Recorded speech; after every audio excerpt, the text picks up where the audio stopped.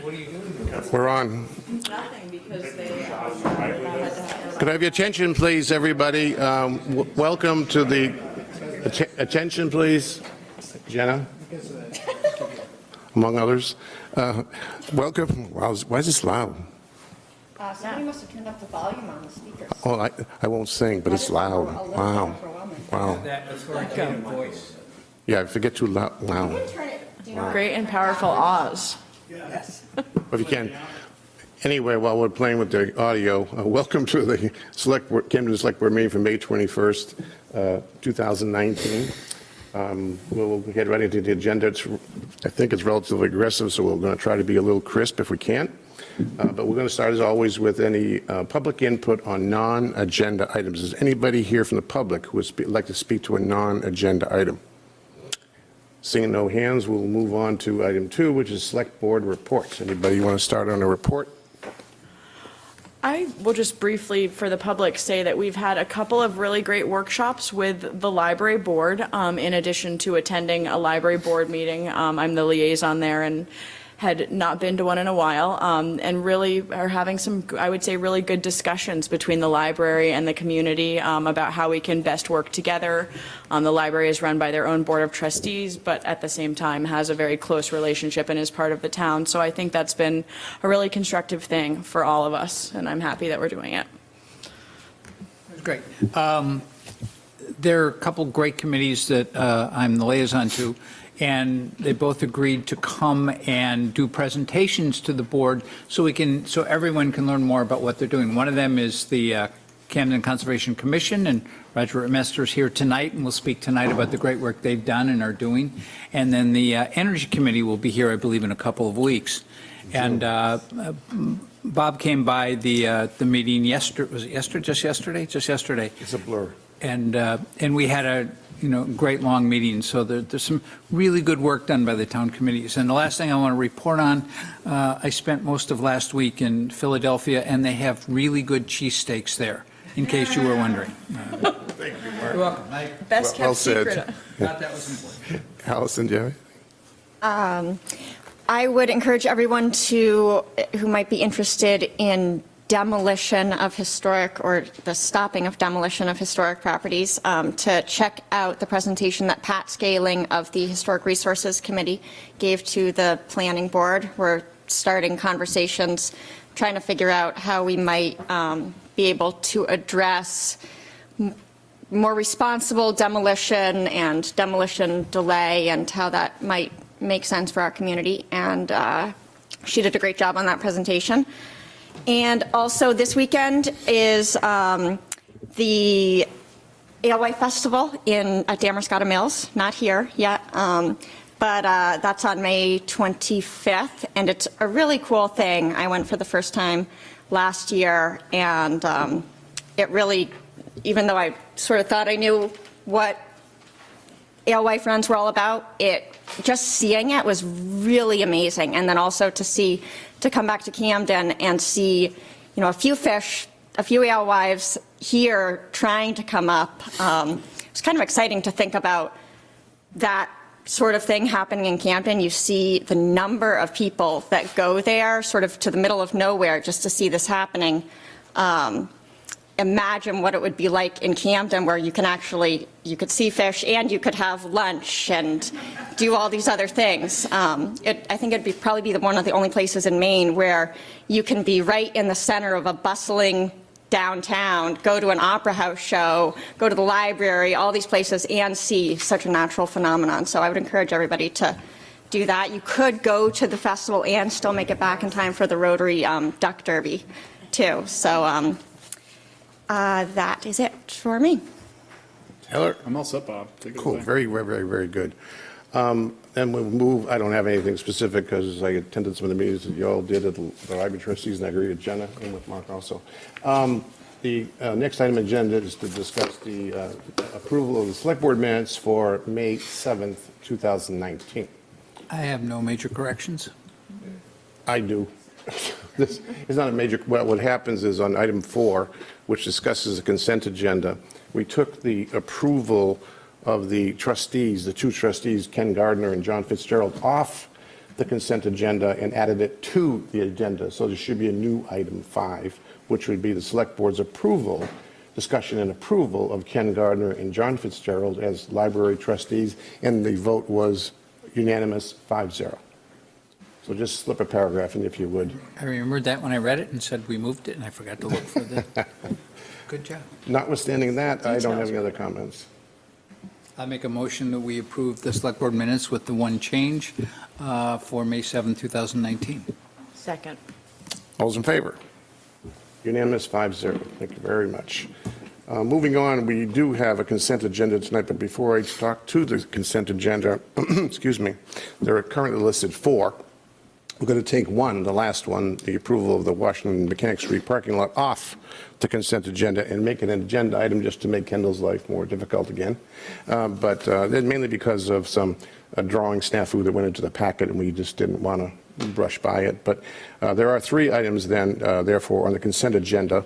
And they are, first, the approval of the following lodging establishment license renewals for Camden Harbor Inn, Camden Hideaway Inn, Free Street Inn, Grand Harbor Inn, Hearthstone Inn, Lodge at Camden Hills, Lord Camden Inn, Mainstay Inn, Swan House, and Timbercliff Cottage Bed and Breakfast. The second item on the consent agenda is the approval of the following vitriol license renewals for Boynton McKay, Camden Cone, Camden Harbor Inn, Camden Hideaway Inn, Free Street Inn, Grand Harbor Inn, Harbor Dogs, Hearthstone Inn, Lodge at Camden Hills, Longrain, Lord Camden Inn, River Ducks Ice Cream, Scott's Place, Smoothie Shack, Swan House, Timbercliff Cottage Bed and Breakfast, and Waterfront Restaurant. Last on the consent agenda is the approval of the closure of Atlantic Avenue on Friday, July 12th at 8 a.m. through Sunday, July 14th at 7 p.m. for the Harbor Arts and Books. Do I have any objections to the items on the consent agenda? None whatsoever. Not hearing any of those items are hereby adopted. Moving then to the item new agenda item, which would be the approval of the design and funding for the Washington Street and Mechanic Street parking lots, and that correct design is currently included in the package. We were just missing one of the designs, was that right? It was a long story. But the current concept, just paraphrasing it, basically, what it does, it maintains the current configurations. There are drawings if anybody would like to look at them as well as online. It maintains the current configuration of both parking lots, resurfaces entirely the Mechanic Street parking lot, rebuilds the retaining wall, adds a stairs in that retaining wall from the lower level of Mechanic Street up to the Washington Street parking lot. The Washington Street parking lot will also be slightly graded and repaved, restriped, with some limited sidewalk work and some limited curb work. That is the scope of the work represented here that we're looking to approve tonight. I looked at the design. I think it's a really good compromise. We end up losing one space because of the stairway, I believe.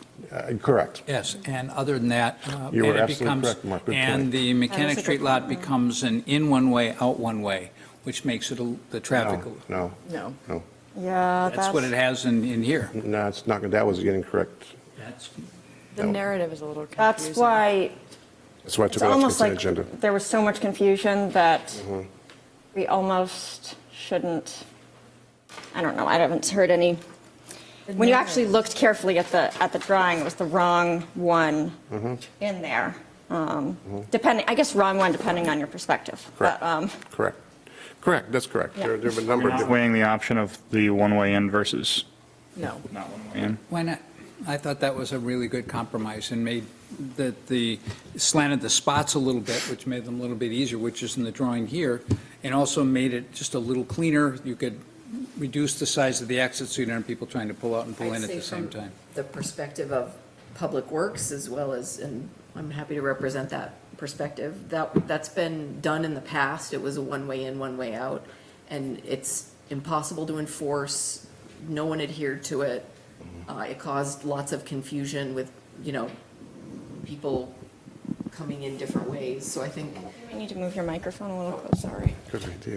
so I think that, you know, the configuration as it is now, we've gotten a lot of feedback on it. And I think while it might not be perfect, it works as well as it can, given the limitations in the space. And I think from the overwhelming feedback we've received on this, it looks like everybody wants us to keep the current layout as is. They understand the need for the improvements, but I think when it comes to the way that it's set out in terms of the traffic flow through the spaces, as well as kind of the way it's striped for the optimal amount of parking, that's what we wanted to preserve, and that's what is included in the packet. I think that the one that went out, it was a mistake. They left the note on, it said one-way And the arrows entry, too. or was it exit only or entry only? I forget. And in the letter, they talk about that as well.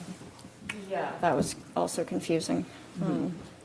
But the new design that should be in the updated packet that everyone has, they've Is- taken those notes out. Is the public packet updated too? Yes, That was my understanding. yes. That was my understanding. I mean, we've probably 4 or 5 options, but I think coming out of the last discussions and everything Audra's just summarized, that the preponderance of feeling was that basically maintaining current configuration, redoing was, in global concept, was the preferred approach. And we can certainly discuss that, that's what we're here for. But that's what was intended to have been in that package originally, and it wasn't. But there's more than the one-way option. There's there's a dead-end option, as it were, the original recommendation, but that was also an option we could take a look at. So basically, we're at a point where we just need to make a decision to inform the contractor as to which way we're going to go and get the scope approved and go forward. So And then did we want to give an update on what we got it down to for cost? So we're looking at the 210 cost, plus the paving of the Washington Street lot would be an additional $30,000. And we have budget available in unspent money in our paving funds from this financial year that can be applied to that. So I would move that we accept the drawing as presented currently and dated May 21st, 2019. Yes. It's a good and dated amendment. May 21st, 2019. And that we award, do we need the bid award? No, we've already done that. We've already done that. I'd say you can, award the contract to Nitram, or it's already awarded to Nitram, but approval for Nitram to proceed with the design as presented. So that's a total not to exceed 240,000. Yes, yep, In September, probably. yes. Do I need to start over with the motion? No, as long as you, Kendall, or, as long as the motion is tagged, because the drawings, things got confusing. We want to be clear. The May As you can date's see, good. and that's not acceptable. So that's why it definitely had it dated May 21st, 2019. So there's no other drawing in this, for this parking lot that's dated, has that date on it. Second? Second, oh, right, no. You can't do both. Nice try. I'll second. Discussion. I will vote against it simply because I believe in the design team's plan to make it a one-way entrance. I think it would be a safer, easier place to park and a better plan. But Okay, that's just me. Claire, that's fine. Do we know when construction would be planned to start? after Labor Day. Yeah. Definitely in this year? Yes. Okay. The bid. Yep. Yeah. Any other discussion? All those in favor? Opposed? 4-1. Approved. On to item now, which would be 6, which would be a request from the Camden Rotary Club for the approval of banners on town streetlights for Music by the Sea and approval of closure of Atlantic Avenue on July 4th for the Music by the Sea concert. Welcome, Joe. Hi, thank you. Thank you all for being here, too, and for helping the town so much. So I don't know how much I need to tell you, except that I'm sure you're aware that for about 20 years, Camden Rotary Club has put on concerts on 4th of July or thereabouts in the Harbor Park and the amphitheater. And so our first request is the closure of Atlantic Avenue on Thursday, July 4th, from 9 a.m. until after the fireworks are over, so that we could set up the stage and the bands in the park and the amphitheater, because closure of the street will help keep people safe, minimizes risk of passersby getting injured when we move heavy equipment, and we don't think this will have will have much impact on the town at all. With the library being closed, there's not going to be a whole lot of traffic anyway on that street. So that's our first request. And would you like to consider that separately from the second We one? can do it, I think it's a package. Okay. And then the other thing, this is something new that we're doing. We're trying to reduce the amount of paper that we use at the concert by handing out programs. So, I'm sorry, that's a separate issue. Okay. Erase that. We're dealing with a lot of things. Sure. But we'd like to put up to no more than 10 banners through downtown Camden on the town-owned light posts on Elm Street from Friday, June 21st until Friday, July 5th to promote the concert. So we want to announce this concert to residents as well as people passing through town. And we understand that there are 29 town-owned light posts on Elm Street from the library to Union Street, and are working in partnership with Peter Palermo, Elm Street Marketing Essentials, or Proforma, to create the banners to be used year after year. That comes into the green part of what we're trying to do. And each banner would be 18 inches by 36 inches and weigh 1.12 pounds. And these will be double-sided. And we did provide pictures of what sort of thing this would look like. So, And Joan, I'm not sure, did you identify your whole name for the meeting minutes? yes, I'm Joan Phaup, Phaup, and I will become president of Camden Rotary Club at the end of June. Congratulations. Thanks. Gee, thanks.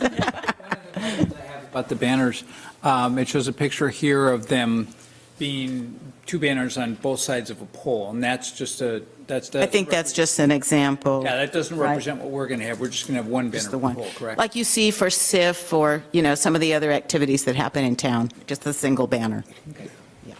Do we already have those banner holders? Is that part of our equipment? It is or- something we've been looking into. Maybe my friend Diane. I mean, it's not, Could help. I'm just curious if that's part of the, Yeah. Town equipment. Diane knows a little bit more than I do.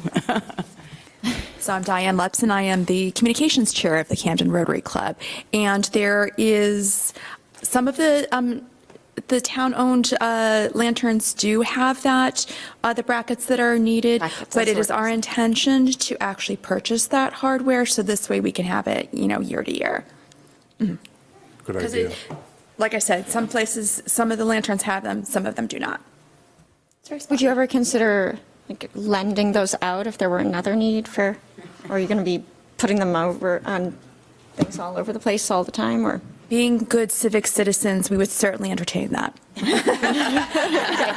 Say that now. They look great. I think this is a great idea. And just to be clear, Joan, just when we get to the motion part, Yeah. the banners will be on the poles from when to when? Well, we requested from June 21st until the day after the concert, which would be Friday, July 5th. Got it. And just to close the closure time periods for Atlantic Yeah. Avenue on July 4th only? Does that work? Yeah, oh, yes, yeah. From, until the 9 a.m. fireworks end and the people have cleared out of the area, then it could be reopened, Okay, right? Yeah. okay. And this is perhaps a silly question, but at that time of year, we have so much going on in town, and I just want to make sure that for 2 weeks, that real estate isn't competing with some major show at the Opera House or something that we need to be promoting downtown in tandem, that just because it is 2 weeks in the middle of our make hay Right. as well, the sunshine season. absolutely. And Yeah. so I just want to ensure that, we can all work together to make sure that if there is some pressing thing that comes up or a major budgetary kind of need for the Opera House or concert, that maybe we rejigger those dates a little bit or something. That's a good point. But just in case, that's Oh, just yeah, kind of a, absolutely, yeah. Question, Jenna, good Thought. question. So was there some, yeah, go ahead. I make a motion that we authorize the closure of Atlantic Avenue on Thursday, July 4th from 9 a.m. until after the conclusion of the fireworks display, and also approve for the display of up to 10 banners through downtown Camden on town-owned light posts on Elm Street from Friday, June 21st, unless other circumstances allow until Friday, July 5th. Second. All's in favor? Unanimous. Thank you very much. Thank you all. Thank you. Next on the agenda, we have a bid award for the 2019 street paving, winter sand and salt, and public works equipment. Are you speaking to this, Audra? Yes, so as you can see from the bid results, for the paving bid, Hagar Enterprises came in as the low bid for this year. When it came to sand and salt, we participate in a cooperative bidding program with Knox County. And it looks like for the town of Camden, or the low bid for there was Heartland for the sand bid. And for the salt bid, sorry, I'm going down the list on this. That was also Heartland. So the low bidders for salt and sand were both Heartland. Yep, both The Heartland. low bidder for paving is Hagar. Can I just ask, Sure, of course. how do we know, I mean, Hagar is the lowest on asphalt per ton, but not necessarily on milling per square yard or curb per foot. Am I to assume that asphalt per ton is what we most care about? Yes. That's the quantity that really Yeah, matters when we're calculating what the overall cost is going to be. that's where the money is these days. I just have a question. There's tremendous difference in price, Yep. low bid to high bid. Is there any difference in quality? Does it make a difference? Because sometimes low bid is low bid, but doesn't necessarily mean that that's what we should go by. And I'm just curious about, Right, or like there's different Seibel's- environmental implications of the different asphalt Rick sources. Seibel's very familiar with all the different companies and which mills they get their product from. Okay. And he's comfortable with the low bidder. okay, that helps. Where does asphalt come from, Chris, actually? There's a bunch of different plants Batch plants. where it's mixed and. What are the main ingredients? A little bit of salt and pepper. No, I'm just kidding. It's a lot of oil products. No, not Products? plants. Oh, yeah. Production Oh, yeah. plants. Oh, You're yeah. looking at the low bid Like- for, sorry, go ahead. No, go for it. I was just going to ask if we're looking at the low bid for picked up with contractor furnishing the labor, or we're picking it up, so you're looking at the $9 price from Heartland, the unit Yes. price? Okay. Yeah. Go So ahead, the- keep going. Are there environmental implications of any of this? I guess this is something I can look into another time. Yeah, And then- it's an excellent question. If anybody has comments It's why and they want to send them to me, that would be great. it's why some states have gone to concrete. Oh, concrete's pretty bad for the, Yeah, they both have trouble.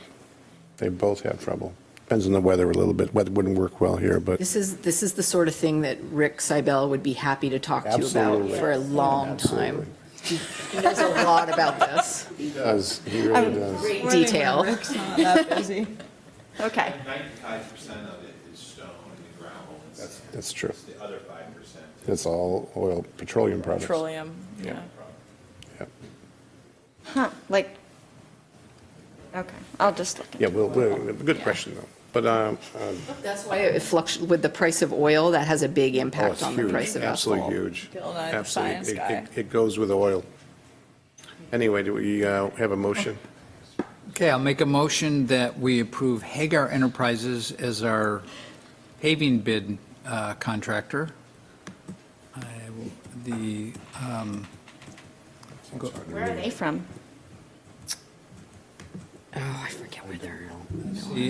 Our salt Sand and salt. roads, the Sand and roads, salt is separate, but they're Yeah, the same no, I'm trying to- contractor. Trying to find the name. It's, And that's just they don't, that's Material not the only. special chemicals or anything, right? That's just, keep it just- Heartland was low on both. Yes, Heartland Heartland's is a the low low bid. bidder. Sorry, Hagar's in Damascotta. Oh. Is that where they make their asphalt too? Or? I don't think the plant's in There's a Damascotta. plant in Damascotta. Okay, and Hagar is the bid for both road sand and salt bid, Heartland. Heartland. Heartland, yeah. Right, Hagar is asphalt, Heartland is sand, and Heartland is salt. Got it. Second. It's a rabbit hole right there. I'm fighting the urge to Google this right now. Something But else with sand. pay We attention. did it. Well, there's a labor and equipment to load the sand, but that's included in the, I believe in the price for, what says picked up with contractor furnishing labor and equipment to load sand. Got it. So there's just three categories: Hagar, asphalt, Heartland, sand, Heartland, salt. Approved. Okay, yeah, so it is what it is. Second. Any discussion? All those in favor? It's unanimous. Thank you very much.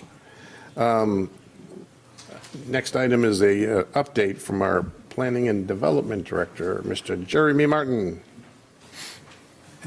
I do have, I do have a question here. Sure, okay. There is a thing here that says, under road salt bid results, it has New England Salt, Morton Salt, Hagros Chemicals, and Eastern Salt. That's different than, it's a different page than we were looking at. I'm curious, is that the salt bid? I don't see what you're looking at. It's- Was it up top? No, it's actually I saw that. Where is it? right above the, it's somewhere in the middle of the packet. Okay. And I noticed that, that's why I was see it. confused. I see it. I see what Mark's referring to. Mark, And I'm curious about that. Where does that, because those are not the companies that we just talked about. Road salt bid results for price per ton. Is it working? Yes. Good. Talking about, Audrey? Yeah. The bid forms The New England themselves. Salt Co. and- Yeah. I knew, that's why I was confused, because there's another form in here. Yeah, let me just, According to this, low bid would be New England Salt Company. that's correct. Good job, Mark. I stopped paying attention to it. Yeah, no, he's correct. Sorry, I'm having a hard time seeing these. Where are you going?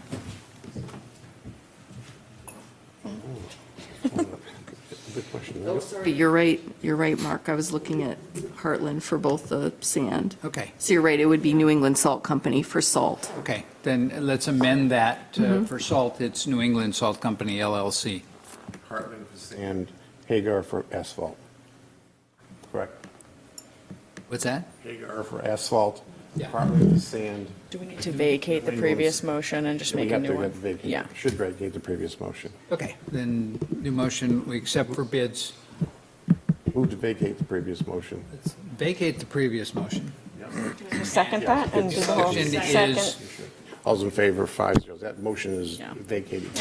Now, let's correct, let's do it the right way.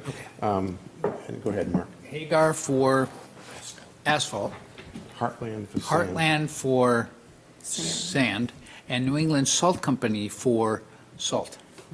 Second. All those in favor, 5-0. Good catch, Mark. Thank you so Good much. job. Maybe next Yeah. time Rick can just write up his that might be a good recommended, idea. There's Nice another catch. bid too for a stainless, Stainless steel Yeah, dump sander. We haven't finished yet, that's right. We have to still discuss. and that's a piece of equipment. Yep. Thank you. Okay. Okay, Oh, really? I have a question about that as well. sure. In the stainless steel side dump sander, there are two bids here. One is Viking Cleaves, Model Viking, $36,750. HP Fairfield for Model Everest, $33,180. Two different models. So do we know which one Rick recommends and why? I don't know why he recommended it. Okay. I don't have the detail on it, but it was the model Viking. Okay, as long as he's made a recommendation, I'm fine, because it's, Knowing Rick, and that's the slightly higher priced one, so that's, I'm sure. Not that he would approve Not higher normal price. for him, No, it's yeah. not normal for him, so there is a model difference, and that's good. That's to Mark's question, that's very good to have. So I guess we're looking at a motion to approve Viking Cleaves. Make a motion that we approve the Viking Cleaves Model Viking for $36,750. Second. Discussion. All's in favor? Unanimous, 5-0. Thank you very much. Good catches, Mark. Thanks. Next, we'll finally get to Planning and Development Director update. Hi. It's your show. So I came to you a number of months ago and just said we ought to just have some updates every now and Yes, again, and I think yes. this is the first one. It is. So thanks for including that on the agenda.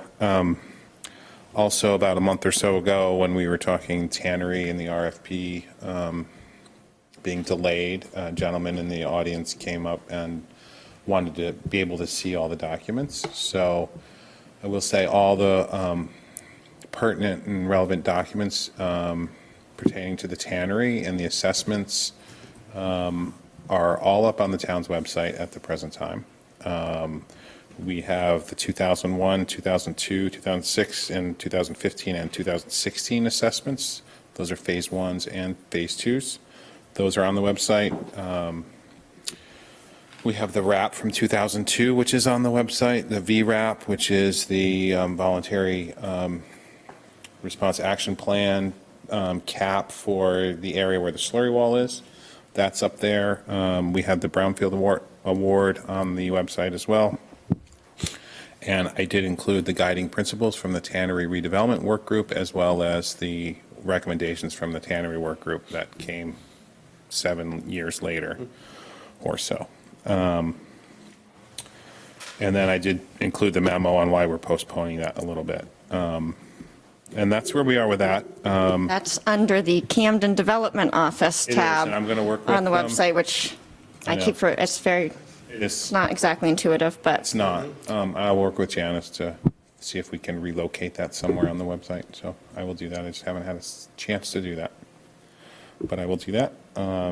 We are also in receipt of a proposal from Siler Services Incorporated to assess the area of concern, the primary area of concern most recently, which is that area along the riverbank, and get a good assessment and good feel for what's there and how we can move forward and address that moving forward. And then there's an additional task that they can do for us. I think what we ought to probably do is move forward on task 1. And I'll work with Audra on that. We do have money in the budget, in professional services budget for it. That's that. I don't know if you have any questions on any of that. Not yet. Not yet? I'm Okay. just so happy to see that getting assessed. Yeah, So and thank you. Steve- Roger actually was, when I was on the Conservation Commission a few years ago, and I started noticing all of that, and I wasn't getting a lot of response from the town, dragged Roger out there and said, can you just look at this and tell me if I'm crazy or not? And it was really helpful to have Roger say, no, you're not crazy. This is potentially problematic. And finally now we've gotten somebody to follow up on that. So So we are, and that's good. And Steve Dyer, so Brian Slacky from Siler Services will come up to meet with us. Steve Dyer from Ransom will be there for a site visit and a site walk with Brian Slacky from Siler Services, and likely Allison, if you can make it. June 5th was contemplated as a date. That does not work for Steve Dyer. He's got a big project he's working on, and then we have the Build Maine conference on the 6th. The next date that would work would be in and around June 24th of that week. So it doesn't have to be Monday of that week. It can be other times of that week. for you no, guys. my husband has already agreed to celebrate his birthday in that way. So it's okay. Perfect. So that will be the plan initially, to set it up for June 24th or so. Okay? And then moving on to energy and sustainability, I drafted a memo for the Energy Committee the other day. Unfortunately, I wasn't able to attend. Bob went, and I know Mark was there. I watched it actually late last night when I had a not feeling well and up child, so I watched it like 2 or 3 a.m. It was wonderful watching at that hour. Awake? Dedication right there. Oh, did the baby fall asleep? Sorry, couldn't resist. No, I had to push pause so I can go to the little one. But anyway, I would just want to share with everyone, the town, we recently received a proposal from Maine Solar Engineering. It's Rich Roughgarden is Just a his little bit name. louder. I feel like maybe it's going to, You want me to talk closer? even just louder, like a, I normally talk I so wonder if I can loud. hear you back there. Okay. Rich Roughgarden, he's a solar engineer. He's going to be representing the town. We're looking at, he's going to do a feasibility study for us, solar feasibility study. He's going to look at sites both in town and out of town, and ground mounted and building mounted, in town and out of town, at our options. He will also prepare bid specifications and review, assist us with RFP development, and then would review any proposals that we receive. This is a huge thing, I think, for the town. It'll give us a third-party professional that will ensure that we're doing the appropriate thing in a cost-effective way for the town, and I think it's a good way to move forward. I know Bob shared that with the Energy Committee yesterday. And we're also moving forward on the LED streetlight project. What's Rich Roughgarden's company called again? Maine Solar Engineering, I believe. Yeah, Thanks. I'll look it up while you're talking, I have it here. And he has worked for other municipalities. He worked for the town of Freeport. He put together a report for them as well. He's relatively local, so that's good. I say relative, things are relative in Maine, so he's out of Palermo. And another thing we're looking at is doing kind of an efficiency Camden program where we can try to leverage some trust fund dollars that we have to assist homeowners, primarily homeowners, with energy efficiency upgrades to their homes. That's air sealing, insulating their homes, and heat pumps and those kinds of things potentially. We're in the beginning stages of that. I think it's a great program, and what I'm trying to do is piggyback on Efficiency Maine so that people get a kind of good, cost-effective way for them to get some good improvements done to their home. We have an old housing stock in Camden, and Maine does generally. The majority of our houses are 70-plus years old or older. So anything we can do to reduce energy consumption and make people's homes more comfortable and healthy is a good thing. And so we're going to try to do that. I did meet with Brian Robinson. He does work for Evergreen. He's a great guy. He's a wealth of information. He did some work on my house. And so it was a good sit down, and we kind of went over a lot of the potential pitfalls and issues and bumps in the roads that we may see. So I think it's a good plan. My initial thought is that any qualified contractor who is on the main route, some communities have gone down the road of they've specified a contractor that will do the work. I'd rather in Camden allow anyone to do the work as long as they're Efficiency Maine certified. That's my hope to do the work. You have to do that to get Efficiency Maine rebates anyway. So that's how my approach would be here. And we're also beginning work on a Solarized Midcoast or Solarized Camden program, where hopefully we can leverage people and businesses to put solar on their own properties and not just have the town being the ones that are installing solar. Energy consumption by a wide margin is the residential use in Camden. So if we can get other people to do solar and do other alternative energies, then the better. So we're going to work on that. Zoning amendments, I am working on a zoning amendment right now. I did talk to the planning board about it, and this has to do with lot sizes, residential lot sizes in the downtown core zones. BTR primarily, they wanted me to look a little broader, which I'm glad they did. Actually, our land use tables, when you look at dwelling unit sizes per dwelling unit, is really out of whack. Doesn't make a lot of sense. So the planning board wanted me to kind of look at it a little more holistically and big picture to fix some of the problems. And I'm going to do that. We also need to do this the parking lot property we have with Matt Orn, there's some zoning issues that we need to resolve with that, so this would also address some of that concern. What is the purpose of the lot size relook? We're not going to make them bigger No. at all, right? No, Okay. that's not the intent, and I'm not, at this point, looking at village district and things like that. I'm looking at like the BTR, the BR. There's lot sizes that just don't make sense. In one zone, if you want to do a single-family home, you have to have, I think it's, I don't remember off the top of my head, but it's like a 5,000 square foot additional that you need, and then if you want to do a 2-unit, you need 5,000 more, and then if you wanted to do a 3-unit, you actually need less than you need for the 1-unit in our zoning ordinance, and it makes absolutely no sense. So I'm going to try to find those at the present time and look to see what we can do. I know there are people that have. Probably for a purpose at some point where somebody's trying to make something possible or not Maybe. possible for one specific little case. There's a lot of that in our zoning ordinance, for sure. I'd like to get rid of that stuff as much as possible. Can we look at, what's the status of actually looking at the village district and smaller lot sizes and? Yeah, no, I get that, and I was going to the mention urban that there's. infill kind of, Yep. anywhere where there's sewer and Yep. public water. There's been talk about that, and I know people are interested in doing that. What I really need to do, I think, to go down that road is to really look at what existing lot sizes are.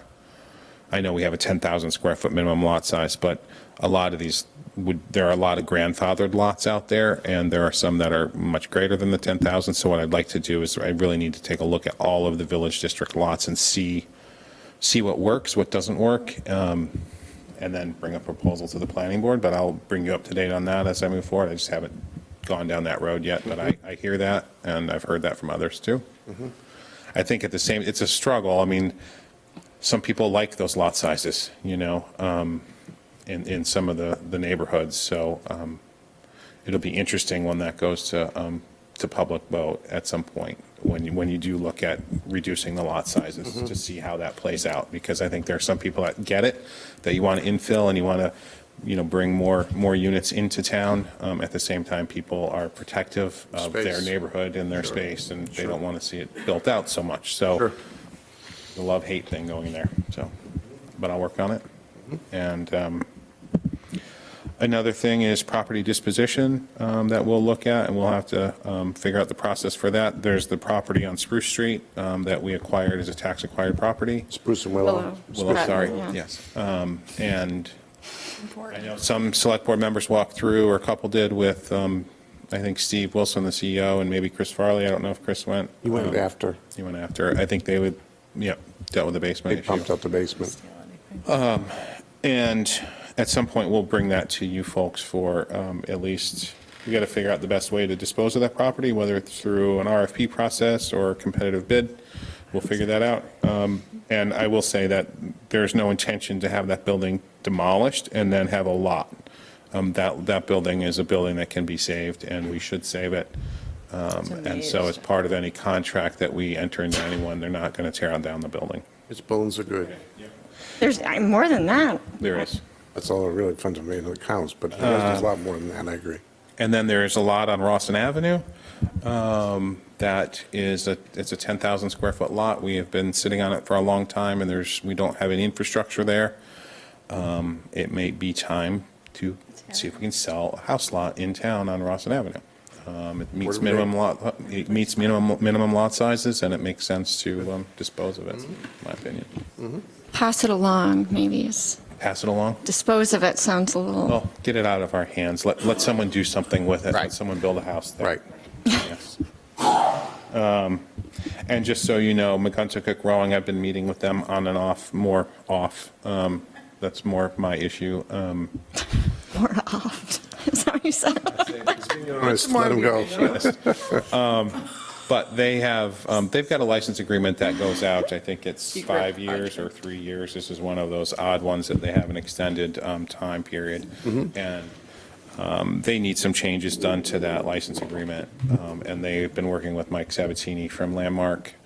And I just email back and forth with him today to get some numbers on that site plan that they have for us. So likely you'll see that in a month, within the month. Okay. I didn't even totally realize the town owned all that land. Have they gotten bigger? Has the club gotten bigger, or have I just not noticed it as much in the past? Is that basically the same setup that they've had? I mean, it's basically I guess the you same. haven't really it's- been here, so you I might haven't- not know. Right, I mean, it's basically the same setup that I saw a year ago. I don't think they've gotten any bigger in the Bigger. last year. But, you know, those boats are huge. I mean, they're really long. And, you know, so they do take up a lot of space when you look at it through the woods from 52. I mean, it looks like they're taking up a huge area. They haven't. don't have a I'm not They saying I have haven't a problem with it. disturbed much of it all. You know, they did a little bit of tree removal. I know it appears that there's not a lot of trees in there. Oh, they took down trees. Is that what? That's why was. I've noticed it more. And there was a dead tree that Rick Seibel and Oh, okay. Bill had looked at prior. Yes, they're not cutting nice, healthy trees No in the clear cutting shoreline going zone. on. Real emotional. They're roller not doing coaster. that. Okay. But, so, and we had some permitting issues with them, just size of things. We have to make sure that they're in conformance with our zoning ordinance. So that's what I've been working on with them. Is that float? There's, Yes, yeah. They actually have two there. And what they're proposing is to kind of reconfigure how they're going out into the water, just for safety purposes. And they are proposing to have a little safety buoy area, and you'll see it on the plan within the next month. Or you can come into my office and see it, whenever. FYI, Rough Garden is Maine Solar Engineering. Right. Got that. And that's all, really, I think, for my all. little update today. Okay. Thank you so much. I have a comment. I'd just like to thank Jeremy because I want to remind people, because sometimes it comes up that people don't realize that a couple of years ago, Camden was the first town to join the Global Covenant of Mayors, which is a worldwide organization that helps towns reach the Paris Accords. As maybe our country doesn't, we can still do it individually. And since Jeremy's come, the town, he's really worked on meeting a lot of the goals that we're going to have to meet to really help our global warming situation. And one of them, particularly he talked about, is when the school Watershed did an energy survey last year as part of the first part of the Global Covenant of Mayors work. They discovered that the majority of usage of energy is not the town municipal, it's the old houses. And that's a serious problem, and being able to help people help ourselves is a really good move to make. And so I look forward to the plans we can do to help people, because it will help with their heating problems in the winter, cooling Yeah, in it'll the save summer. them money. Yeah, Yep. it's good all the way around. So thank you I will for that. say, no, I'll add a couple other comments on that. The Global Covenant of Mayors or Compact of Mayors, it is not just what the municipality has to do. It looks broadly at the community. So, I think the town we're starting to do our part. We've done a lot. Now we have to, and I'm hoping the Energy Committee and the Watershed School can, get everyone else, help us to get everyone else to do certain things and to help with this. So, That's why I wanted to bring it up. Yeah, I want to make I sure we appreciate it. educate people Yep. that it's not just watching the town put in a Correct. solar farm. Right. It's looking at your own house and Yep. your own situation. And to that end about climate change, I have been very active in the Mid-Coast and in the state level on resiliency planning and adapting for climate change and sea level rise. We're taking part in the Penobscot Bay Resiliency Project right now, and the state's looking at a number of communities and that's going to be a great document that we're going to get. I had a workshop on that last Friday in Rockland, and the consultants that are working for the state on this are fantastic, and they're going to give us a wonderful document. I mean, they're going to do as-built surveys of all of our infrastructure on the waterfront as part of this, and they're going to provide recommendations on how we can make that all more resilient to sea level rise. Great. And they're looking at sea level rise by like 2,100 of like almost 8 feet. So it's crazy when you think about it. And we only have one chance. I mean, if you think how many times do we redo our public landing or communities do public landing, it's like once every 100 years probably. So we just got to do it right. We have a challenge because we got private infrastructure immediately abutting our infrastructure at the same level. So, I mean, we're going to have to get buy-in, and we're going to have to work with all the landowners down there as well. There's Harbor Park and the seawall and all that stuff over there, And, too. yeah, so I did, it was an interesting workshop down in Rockland because I had talked to the state prior on this about what working waterfront is, because this is for working waterfronts, and I'm just going to be honest since we're doing this. So I walked into this meeting, and Rockland was there talking about them getting them to fund, I don't know the different pier numbers down there, they're the dock systems, but an area that serves the cruise ships and the tenders that come in and drop passengers off. And In Rockland? yeah, Okay. and the state and the consultants agreed to call that working waterfront, and I had met with the state prior, and I said, so what about our Harbor Park and where our windjammers leave? Right. And we got to make sure we assess that too. And they said, well, it's not really working waterfront under the state definition. Oh, So when I walked in, I happened to, The Elver fishermen think it is. yes, the Elver fishermen, I got them to look at Okay. that. So in the end, I said, after sitting there and listening to Rockland talk about, and the state going down the road of, okay, we're going to look at their area serving passenger vessels, that was working waterfront. I said, wait a minute, what about our landing where we serve the windjammers? You said we couldn't do it. And they met and had lunch together, I guess, after, and they said, okay, we're going to do it. So they expanded the scope in Camden to include the areas where the windjammers are using, so, and the dock But system. not where the Elver fishermen hang And up their where nets. the Elver fishermen The are. way around. Yes, all the way around. great. I tried to take them all the way up to Steamboat Landing, Little private stuff between there and there, right? Interesting. but yeah, so. Great. And then I am going down next week to the New Hampshire Coastal Resiliency Work Group and the Maine Work Group are meeting in a joint symposium on municipalities and legal issues surrounding climate change and how you adapt. So that'll be a really good one. That's down in interesting. Kittery next week. I am in Augusta tomorrow doing the local administered projects training and test so that I can administer the DOT projects in town. That's another thing I'm doing. That's good. Okay. You're not busy. Not, Don't forget to talk about rain, too, and climate change, because there's a lot, yes. we'll probably be impacted at least as much by Yeah. That Increased did come up in my precipitation and- conversations with them. all of our dams and, And they were excited. I talked a little bit about your river restoration project here, and they were excited. So, Lots of stuff, Jeremy. Yep. Thanks so much. Thank you. Thank you very much. That was great. Audrey, do we want to wait till Bill arrives before we get, yeah. I think, yeah. We're That'd be going a good to idea. adjust the agenda a little bit because we're waiting for Bill to show up. So that'll help you, Roger, if you'd like to come up and have the Conservation Commission representatives present now, discuss now the revised. I knew you would.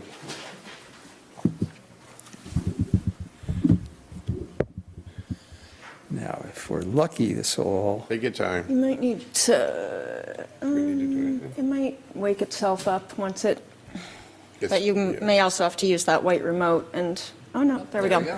there we go. Yeah. Wow. Excellent. So thank you for asking me to come here. What I want to do is present, and I guess, do you have your own slides? Okay. We actually And back do. there, can you hear from me well enough? Yeah. Okay, so we're going to present what we've done to date, our plans for the coming year, which are not in total, just the main ones, and the key thing we need from the Select Board tonight is priorities for our summer intern. And just to remind you who the people are, we're all volunteers.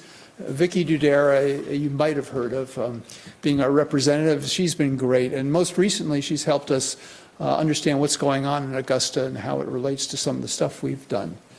Morgan Laidlaw is the person who's built all the trails at Sagamore Farm. He was responsible for a $3,000 grant from Bangor Savings Bank last year, which went to the wastewater department in its entirety to support summer intern. Barbara Lawrence, you're going to meet in another slide, who's been our education director, if you will. Seth Myers, our treasurer, he also works on the waterfront, on some of the initiatives there.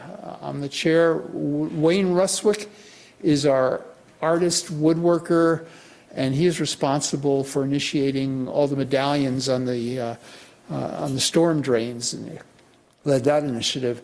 And Stephanie Smith came on to work on the single-use bag ordinance and has done just a great job with that. And Molly Mulhern, who has refused my entreaties to join the Conservation Commission, she has not approved this honorary membership, but she was responsible for the styrofoam bag ordinance, the styrofoam food container ordinance. So when I became chair, we had to decide on what our major initiative is. And actually, this is what I brought Allison on board with, was to help clean up Camden Harbor as our new focus. It started with a ban on feeding waterfowl in Camden, and this has worked great.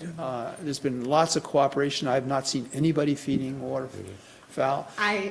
I had my first contract, I was like, I was kids and I was trying to be, I needed training and had to confront them. But All right. So anyhow, the number, every time I'm down there now, I do not see hundreds of Much ducks better, and yeah. geese on. And of course, they poop right into the harbor, which is one of the problems. We also, I talked to David Ballstridge and the wastewater department, and we realized that although the house survey had started the year before, a couple years before, it wasn't going to get done anytime soon unless we changed the modus operandi. We wrote grants, and we've gotten a total of 3 summer interns working on that, and with the select board too, that you've all really cracked down on the houses, and this has been a huge accomplishment. Wayne Ruswick did a thing on encouraging proper disposal of drugs at the police department, drugs that were no longer needed. We really need to do a revival of the publicity on this to make it just a one-time thing. Works for a little while, but that's it.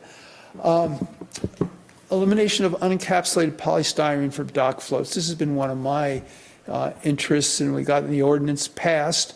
I can say that in the 1.5 years since the ordinance has passed, almost nothing has happened, just canoeing and kayaking on the Maguntacook River. There's been a couple of It's a 5-year plan, right? it's a 5-year plan. They have to be out by 2022.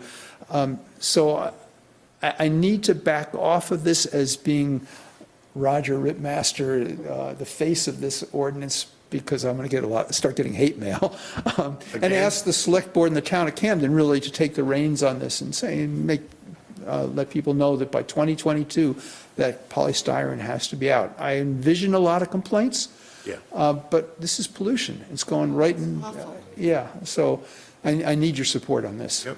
And you will definitely have it. I think it's probably the single biggest thing that could be done, that can be done to prevent, like, Camden's contribution to plastic in the ocean. I agree. It's really, and I agree. I think are we the first town in Maine to have We are done the it? first town in Maine to have an ordinance like this. Now, I should say that Lincolnville is probably going to meet up with a voluntary ordinance. It's not what I would have liked, but they're going to look and see if it works.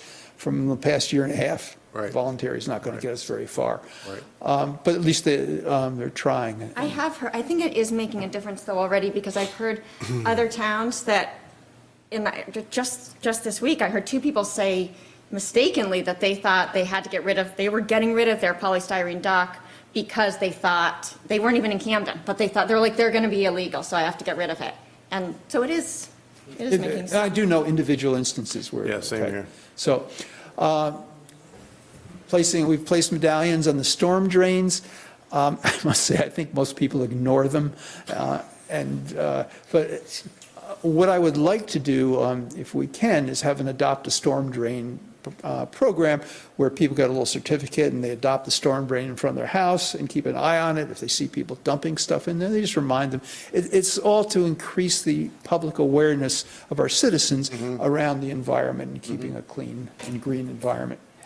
And finally, the plastic bag ordinance, I can say that this is now a virtually identical ordinance as passed committee at the state level, because I Yes. talked to Vicki about it. Yes. And it should come up in the next 7 to 10 days for a vote at the House. And then the polystyrene food container, we're the first state in the country to ban polystyrene food containers that's effective 2021. So we started it. Actually, we didn't start it, but the state is now doing what we've done. Okay. I have a Yeah. question about what are your thoughts on the medallions? Because it seems like they seem to be getting knocked off by the. They're floating away. I'm Yes. having people actually, I've had them dropped off at my house even if they're around. Really? Like, I'd like to drop off a few more, actually. No, they were better than the stenciling. Yes. All right. Yeah. Here's one. A lot of them remain, but there are problems with them. The paint comes off. It wasn't the solution we had hoped for. Right. I don't think there is a perfect solution. there is, What we might mention is what the medallions are for, what they say, because we're just talking about them. Sure. But what they're there for is to remind people that anything that goes in the storm drains goes into the ocean. Yes. You can't pour your engine oil down if you change your car. You can't, pour trash down. It all goes into the ocean, and that's what we're trying to alert people of. It's trying to avoid more pollution. These will actually fit in the storm drain. In case you were wondering. Not as bad as some other things, but it's going to have to be a combination. Are you going to still try to do some more painting? Probably not, because the painting comes off as well. And I really, my next hope is the Adopt a Storm Drain Right. program will work. There's no easy solution. Yeah. Police officer at every storm drain. Yeah, right. Those medallions seem fairly commonly accepted in coastal communities too, failure issues or not. I know I see them in Provincetown and Oh, yeah, areas like we that. weren't the first. No, but they seem to be a product that is embraced. For sure. Yeah. I'm And not I have sure to I say- would embrace them, but they are a For, product. right, for what they are or aren't. Okay, let me move on. Please. All right, so what's left to do, and quite a bit. And so the big one in my mind is boat waste. And talking to boaters, I'm a kayaker, and there's no way of directly dumping into the ocean. But Not easily. that a lot of boats, or at least a proportion of the boats, leave the valve open to their holding tanks. So when they flush the toilet, it goes right into the water. And this needs to stop. I think the biggest thing left to do and accomplish in terms of harbor control. I don't have solutions. I'm hoping we develop them this summer. I'll be introducing Abby Blakely, who's our summer intern, and Bob has agreed to be a mentor in terms of this whole issue of boat waste. So I'm going to go over the priorities for a summer intern, but this is the CCC's number one priority is to address boat waste in the harbor. I mentioned the Adopt a Storm Drain program already. Things that we don't immediately plan to tackle but hope to in the near future: lawn chemicals, insecticides, herbicides, fertilizers, they all go into the storm drain and into the harbor. Charity car washes, I know you probably don't think about them, but all those suds in front of the Key Bank go right into the harbor. I'm not sure which harbor, because it could be Rockland. I know First thing it's I think of. storm. Rockport. Yeah, but anyhow, but it's still, is it possible to work with the car wash in town, the commercial car wash, and have charity car washes there and the water be treated? I don't know yet. Snow removal, we did a bunch of surveys on this. It turns out what we do is about the best we can do, is we scoop the snow up and dump it in the harbor. And you may think, oh, that's bad. Well, what's bad is if the streets are dirty before it snows. And so one possibility is for the town to send out reminders to the citizens or reminders to the store owners, make sure we're having a storm coming, make sure your sidewalk's clean. Then when the snow falls, there's 72 hours to get rid of it into the harbor. Of according to the DEP, and that's what we do. And it would be cleaner as long as we make sure there's nothing else that's in it. So that's a proposal. We have that clean community ordinances going out to voters, which Yeah. pretty strict rules about keeping your parking lots clean. And Yeah, and this is specifically with regards to snow, and because obviously if there's a lot of plastic around or anything else that's around sitting on the sidewalks, when the snow falls, the Yep. trucks can't see it. Right. Okay. One of the neat things that's happened in the last year is Barbara Lawrence has joined the Conservation Commission. Barbara, you stand up for a second, I just want to introduce you. Hi, Barbara. One of the things that I thought we needed to do and we weren't doing was education, and this is Barbara's fort. And so she's developed the Stewardship Education Alliance, which is a group of educators who have joined together, focusing initially on environmental concerns in the harbor, and that goes right along with everything else we're doing. Barbara has commitments, or actually funds in hand, for about $8,000 to support teacher projects. One of the difficulties is getting teachers to actually embrace this, so we decided, and this is Barbara's idea, to have a grant competition where teachers can apply, a very easy form to fill out and say, I need $500 for such and such. If there's too many, then we can only accept Sure. the money we have funds for. But it's already supported things like Saltwater Classroom and Right. Several of the initiatives of Camden Library. So thank you, Barbara. That is something that we weren't addressing at all before she came. yeah, thank you, Barbara. I've heard lots of activity around that, so thank you. The Conservation Commission, thanks Audra for helping support the vast majority of the summer student for summer intern for the Conservation Commission. And after interviewing Abby, we decided, Abby, would you stand up? Abby Blakely is our Hi, summer Abby. intern. So I also put up our past interns, Louisa Crane, who did the Emerald Ash Borer Response Plan, and then Alexis and Brody and Kaylee all worked with the wastewater department. What is Abby going to do? Okay, so the three I've listed here are the Conservation Commission's priorities, are the three big ones. That doesn't mean she can't do anything else, but revising the harbor ordinance to address boat waste is number one. If that's all we accomplish this summer, I'd be thrilled. Green Retailer Program, there's a state program that's went fallow under our previous leadership, but may be revised, but even if it isn't, it's something we can consider here, and then the Adopt a Storm Drain Program in that order. So I need comments from you, or if you endorse that. What I don't want to happen is what happened with the plastic bag ordinance, where we spent a lot of time working really hard on something, and then the select board says, well, we don't think that's. Well, and what you're doing here tonight is exactly what we want to do with all of our committees and groups.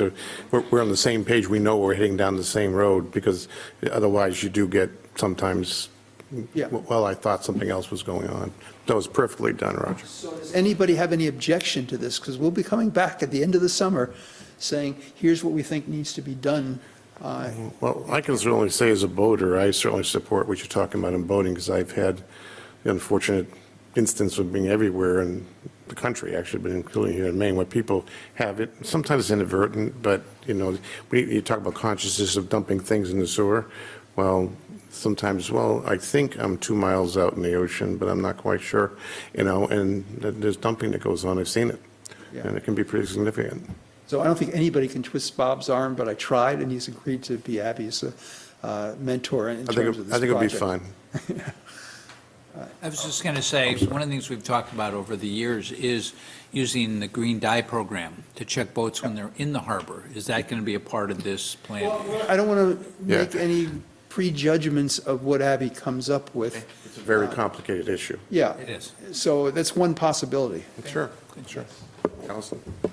Oh, Allison, yes. Yeah, so I'm so glad that you chose Abby, too. I didn't know Abby has, she helped me with Syria when I first started that, so. So you have a conflict of interest. And perhaps a conflict of interest, yeah, a bias toward Abby. It's a good thing, it's a good thing. So I guess the only thing that I would be a little bit not concerned about, but just the green retailer program. What is that? That seems, So what it is this is the Department of Environmental Protection at the state level had a program where if a retailer agreed to do certain things that were environmentally favorable, they would get a certificate saying, I'm a green retailer. so we have That's this just Waste roughly. Watch group that's working. A lot of what the retailers do has to be combined with what our local transfer station can handle. And so I feel like sometimes we're working against each other or in a reactionary way. Right now, we're just trying to catch up with the fact that Hannaford has switched away from, the polystyrene trays. And even though I thought we had talked about it with them ahead of time, they've gone to the biodegradable corn-based polystyrene with the number 7 on it. And that just creates more of the same problem because people put it in with the 3 through 7 plastic, and corn, biodegradable trays they're great if you can put them in a commercial composter, but it doesn't totally work for us. So I worry sometimes about this, just doing the eco-friendly thing that might be an eco-friendly thing for one community, but not for another. So the advantage of having a summer intern who works 40 hours a week is that we can actually look, do research and see what other towns have done, look at the problems, talk to all of you. Sure. So this is just an idea. It doesn't mean that we're going to do it. I mean, the first one, the harbor ordinance on boat waste, it's going to come out with something tough. Yes. I can predict that. A green retailer program, I can't predict exactly what it would entail, but the idea is that we come up with a set of favorable things to encourage Businesses. retailers to do it. I just feel like a little bit like we're working with this Waste Watch group and Midco Solid Waste, and it's a big discussion about, we have now a composting program going, and I've got an idea. could run the risk of duplicating, or there are lots of things I think that could be worked on with an intern Would you as be well. Abby's mentor for that program if we get it underway? That was my idea. You don't have to say yes now. I mean, I don't want to spread Abby too thin. No, I don't either. That's why we have a In terms of priority. water testing, or there's been a lot of conversation from the people who care about trees, that the Conservation Commission is supposed to be the tree board, and Nancy, as you're well aware, is having to step down. It seems to me that you have a long list of interests, I would agree.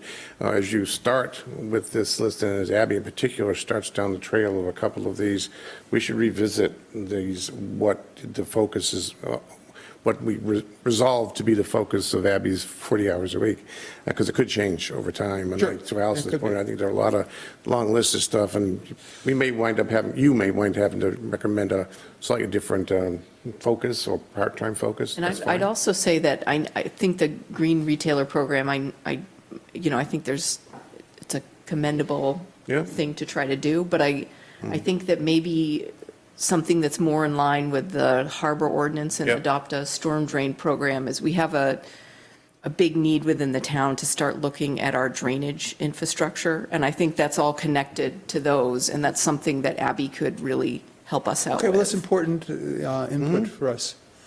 And as I said, if we only get the first one done, I'd be thrilled if we get that done well. Obviously. So, it'd We're be choosing my a job harbor to make committee sure that tonight, Abby is focused and not overcommitted. Sure. She's going to have a new harbor committee to work with, too, so. Yeah. So just a couple more things. The Emerald Ash Borer, is coming, and Yep. thank you for putting the plan in place. We just need to be ready. We also have a brochure for homeowners that we're not going to publish until it actually gets here, because we've had it for 2 years. I remember it. But there's waste basket. Too soon, maybe. Too soon, yeah. If it gets within 30 miles of here, Raise the red flag. yeah, then it's time. The trails at Sagamore Farm, I just wanted to bring this up. What we're going to plan on doing this summer, and this is just the latest trail map, is work with the lodge to document how much use the trails actually get. So we can actually give that information to the select board, just to say, hey, they're not being used, or hey, this is how many people use it and where they're from and things like that. Great. Just a reminder that we do monthly nature walks from May to November, and also sponsor talks at the Camden Public Library every year. And that's it. That's great, Roger. Thanks so much. And I really welcome. appreciate it very much. Thank you. Did I see some hands? Steve, do you want to come forward? Here? You know the rules, man. You know, come on. Thanks, Steve. I just want to point out that, to the best of my knowledge, it's already, Steve Gold, Grove Street, it's against federal law, state law, to discharge sewage, what is it, 2 miles, 3 miles, something like that? Is it 3? It's 3? I don't know if that's 3 miles from Camden or 3 miles from Vinyl Haven. That's the Yeah. problem. But either way, I can envision, not wasting time duplicating the law, but to what degree can we remind boaters that we want to enforce that law? And I don't know if we would have the right to do what the Coast Guard does, which is just go on board and drop Inspect. a pill in the head. Look into all those things. That's fine, just,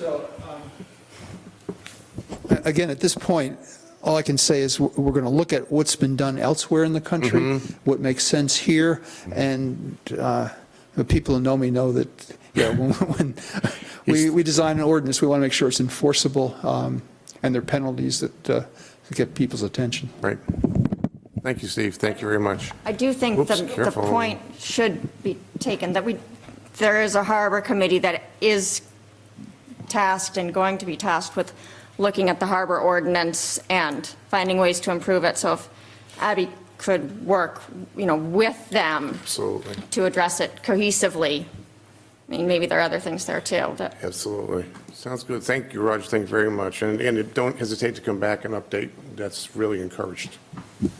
Because things do change. Thank you very much, and welcome, Abby. We're going to continue on with the agenda because Bill's still not here. So we'll talk about the consideration of appointments to the Harbor Committee. Do you want me to just? Go ahead. This was a interesting activity for the town. We did bring there were 30 applications for this, for the interest in this Harbor Committee, which is so wonderful. What a great response. Obviously, a lot of people love the harbor, made the job of reconstituting or rebuilding the committee very, very challenging. That's why it took so long.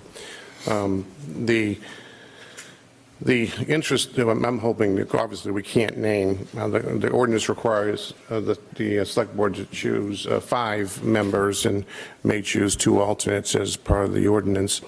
7 out of 30 is not a very high percentage, but we don't have any choice. So we tried to, individually talk about our objectives and what we wanted to do, and that's why it took so long. But in parallel with that, it also added to the time frame was the rebuilding of the committee guidelines that, frankly, in this activity rose that issue to the surface. I honestly didn't even know we had a committee guideline for committees and boards and blah, blah. It's a very well-written document, but we updated it a little bit, not the least of which was the video conferencing requirements and, and discussing freedom of information cautions and those kinds of things. But that was approved, I believe, at the last select board meeting, and we used that as a basis for the additional questionnaire we sent out to all of the applicants to try to get a little bit more feedback, and in many cases we did. In some cases we didn't. But anyway, what we wound up with was, in general, trying to do a lot of things, and also within restrictions of size and of committee, et cetera, as I mentioned earlier. We have talked about adding a component which we can do, which is basically additional 2 ex officio officers, which we can do to ensure some continuity in history. Of course, plus the 5 members and the 2 alternates. Now, as the committee reconstitutes itself, builds itself, it has to, of course, to choose its own chair, vice chair. It can also certainly discuss, the committee, the ex officios, how it can work. That's really in their purview. They will do that, as well as meeting, frequencies and all the things that any committee does. But in that regard, we did whittle it down to 5 members, 2 alternates, and 2 ex officios, as I recall. And in the end, we had to also, because it's starting from scratch, we had to designate who were the 3-year terms, the 2-year terms, and the 1-year terms. Alternates and ex officios would automatically be 1 year, but members, we have to have you should do a rolling, even though the ordinance doesn't, talks about it, we had to start anew with rolling, so that's a little part of it also. Tried really hard to, well, first of all, to get representation that varied across the spectrum of interests and capabilities, and there were a lot in that package. So with all that, we, certainly myself and Taylor as co-liaisons to the Harbor Committee by designation, tried to coordinate some of that and bring it to tonight to discuss the 5, 2, and 2. And Taylor, would you want to take it from there? Yeah, and so it's 9 people we're looking at, really, if you include the ex officio. Yeah, that's 5, 2, and 2, right? Right, yep. Scared me for a minute. I thought we got a couple more. No, don't worry, we're on the same page. And then just a clarification that I asked for earlier as well, is since we're obviously, if we move forward with this group, assigning terms, that really just to stagger when people if are interested in being appointed again. So that would be for another 3-year term. So if you're appointed for a 1-year term and you apply to be appointed again, that would be for a full 3-year term. So what we've whittled it down to discuss tonight, 2 of the members for 3-year terms are Kathy Young and Mark Siegenthaler. 2 members for 2-year terms are Elliot Thompson and Bob Perkins. And then the last member for a 1-year term is Josh Moore. Who's going to be an alternate? We can discuss it, yeah. Alternate being Bruce Peel and Ronald Hawkins, excuse me. And then ex officio, Richard Stetson and Sandy, is it Welty? Welty.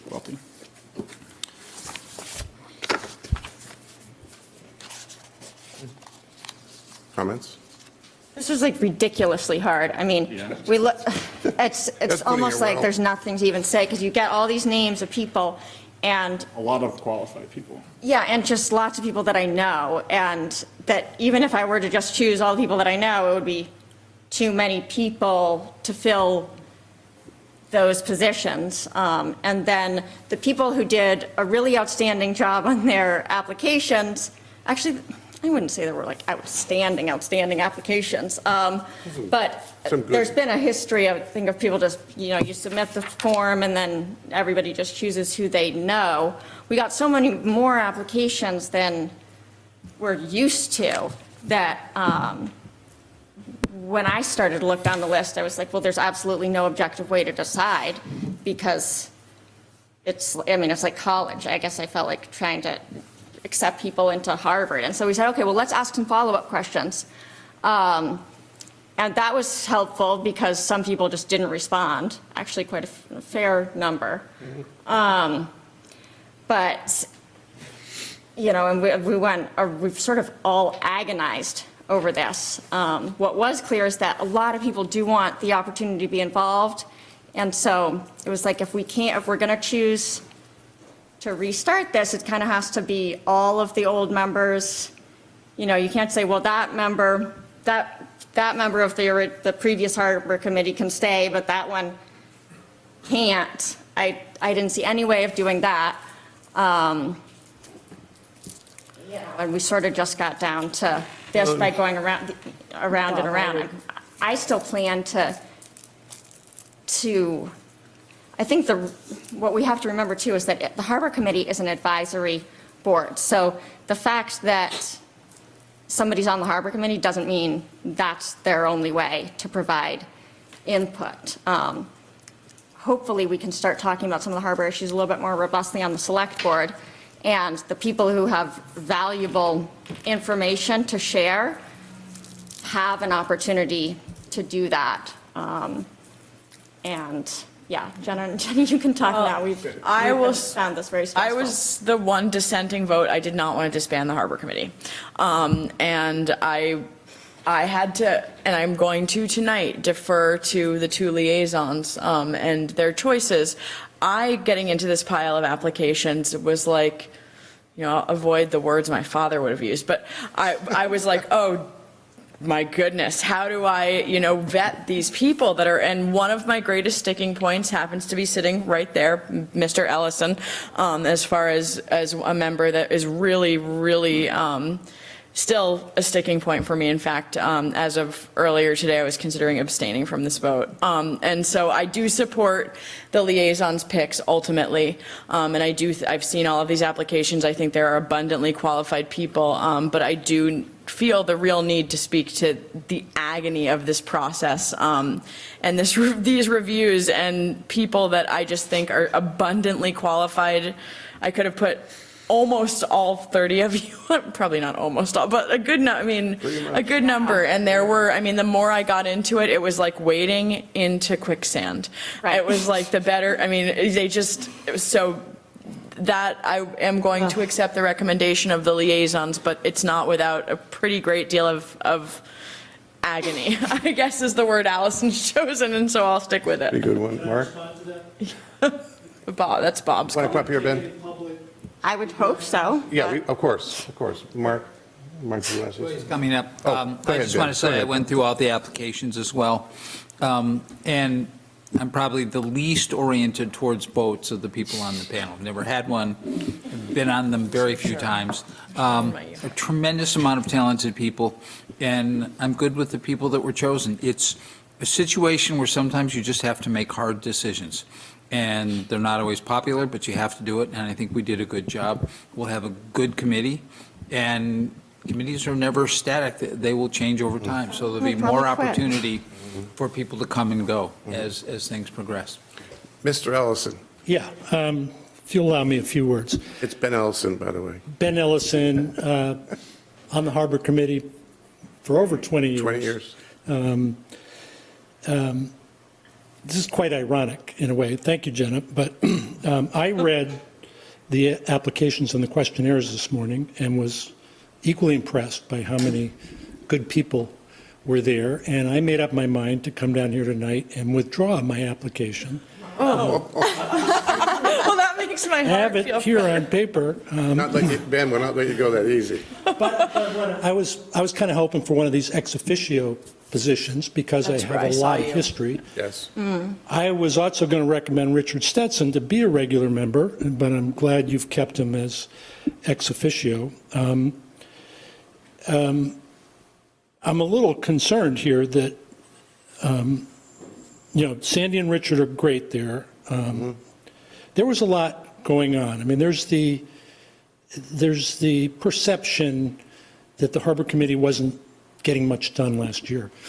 But in fact, I heard it in some of these meetings. And, the most difficult thing we were struggling with was coming up with recommendations about the day sailor and windjammer licenses. And we did. I ran a working group that met multiple times. Mark came a couple times. Bob came sometimes. And we came to some consensus. Some of that work happened. It was done by the town staff. It didn't come to the select board. It didn't need to. So it wasn't like we didn't do anything.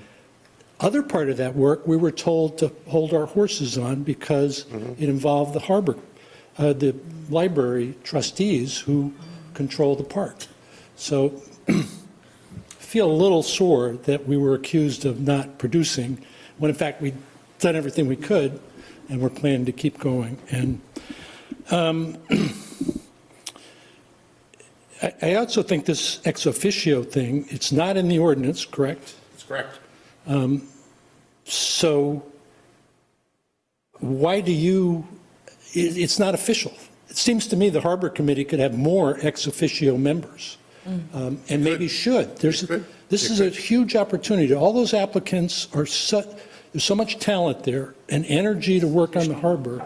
You should be making the maximum use of it. So I would suggest you recommend to the Harbor Committee multiple Well, if you- ex officio. If you heard my earlier comment, maybe I wasn't clear, I said we're talking about 5, 2, and 2, but this is a discussion the Harbor Committee has to have. I made that comment earlier. But it could be more than 2 ex officio. Well, that's why I said it's a discussion they have to have. Good. But 2 discussions, by the way. This is to my knowledge, this is one of the few committees that is in an ordinance. We can change that ordinance. We can eliminate the requirements and do our own thing if we want to, rather than being restricted to an ordinance, which is more normal that I've seen at least. But no, it absolutely can be discussed. I think the dynamicism of what's going to go on here it's not static. And believe me, I don't know if anybody's ever accused the former Harbor Committee as not functioning or not blah, blah, blah. We remember one of the objectives we wanted to do was to go forward with revising a work plan, perhaps injecting some new, in the responses. We had a lot of people who were coming to the town saying, how can I get on the Harbor Committee? And at some point in time, we need to make changes. Appreciation for what everybody's done. And Ben, you know as better than anybody, this is not closed to people who don't want to, it's not closed to the public, these meetings. Absolutely not. And I know I'll see you there. No, But- I'd like to address all the applicants that didn't get chosen. Come to the meetings, speak up. Well, I'd like to get somebody. On YouTube now. I'd like to get some of the other applicants to find them places on other committees, because we have needs, and there's some very good quality people in this whole batch. But I agree. We had talked about, 5-2. I'd like the committee to make some of those decisions as they go forward, not the select board. Well, good. I mean, I thought you were Not making your members. decisions No, after they this can't. meeting, so I had suggestions They like can't. Dominic Goa, who I think could represent ex officio the day sailors. He did great work on the committee. Yep. Drew Lyman. Yep. It also capable of it good goes work. on and on and on. It does. Those are particular ones I wanted to mention. And I got just a little bit more. No, that's okay. I think the select board shares some of the blame of what happened to the committee last year. I just want to say that. Fine. But as I've said to people, if you'd gotten a tape of some of our meetings, and I think of Audra, you'd listen to some of that and go, oh, Did you get a tape? Tape of has some of gotta those stop. meetings, if anyone's interested. But in the spirit of a fresh start, I think you should consider a new liaison to the Harbor Committee. So, and that's it. Sorry, everybody, you didn't get picked, but come to the meetings. Absolutely. There's a ton to do. Thanks. Thank you, Ben. so Thank you much, for your Ben. service. The one thing I want to add is, obviously, the select board meetings are open to everybody in the public, and there's an avenue for everybody to speak at the beginning of the meetings. And every other town committee is open to any member of the public. None of them are private. So as many people that want to attend the Energy Committee or the Conservation Commission meeting or any of those, you're always welcome. That's how a lot of people get started, by showing up, being interested, and then moving on as people move on. Everything is open. This is the great thing about a small town. We don't do anything in private. The budget committee is especially open. Yeah. Yeah. Just didn't get on the Harbor Committee, consider going on the budget committee, because we have plenty of get that out of your available spots. system. Thank you, Ben. Thank you very much. Get that desire to serve right out of your system. One more thing. I presume you chose these based on the actual questionnaires that were handed in, the paper copies? It was based on Yes. applications and questionnaires both. Right. Did you look at them in the select board packet? Because that was really screwed up. Yes, I know that. We Folder, looked hard at the copies. actual printouts of the actual submissions, For all members, all members. Yeah, it was a real pain, actually, All trying to members. collate them, and I just ran out of state, yeah. questionnaires were misnamed. It was, one questionnaire got put my You- name you are- and 6 or 7 you- other names. and you That are- isn't what I answered. It wasn't, You are correct, and that was corrected. right. But we liked your questionnaire with the different name on it. liked both It was the more fun that questionnaires. way. But you're correct, Hard copies, The yeah. volume of paper was huge, and right up until this week even, we were still trying to collate and make sure we had the right packages. discouraging to read the packet Right. and not see my questionnaires. Well, excellent point, and you're correct. And, I mean, Ben, you should know too that, like, your opinion, everything you write, I find to be, you have a huge amount of influence, and you probably know that.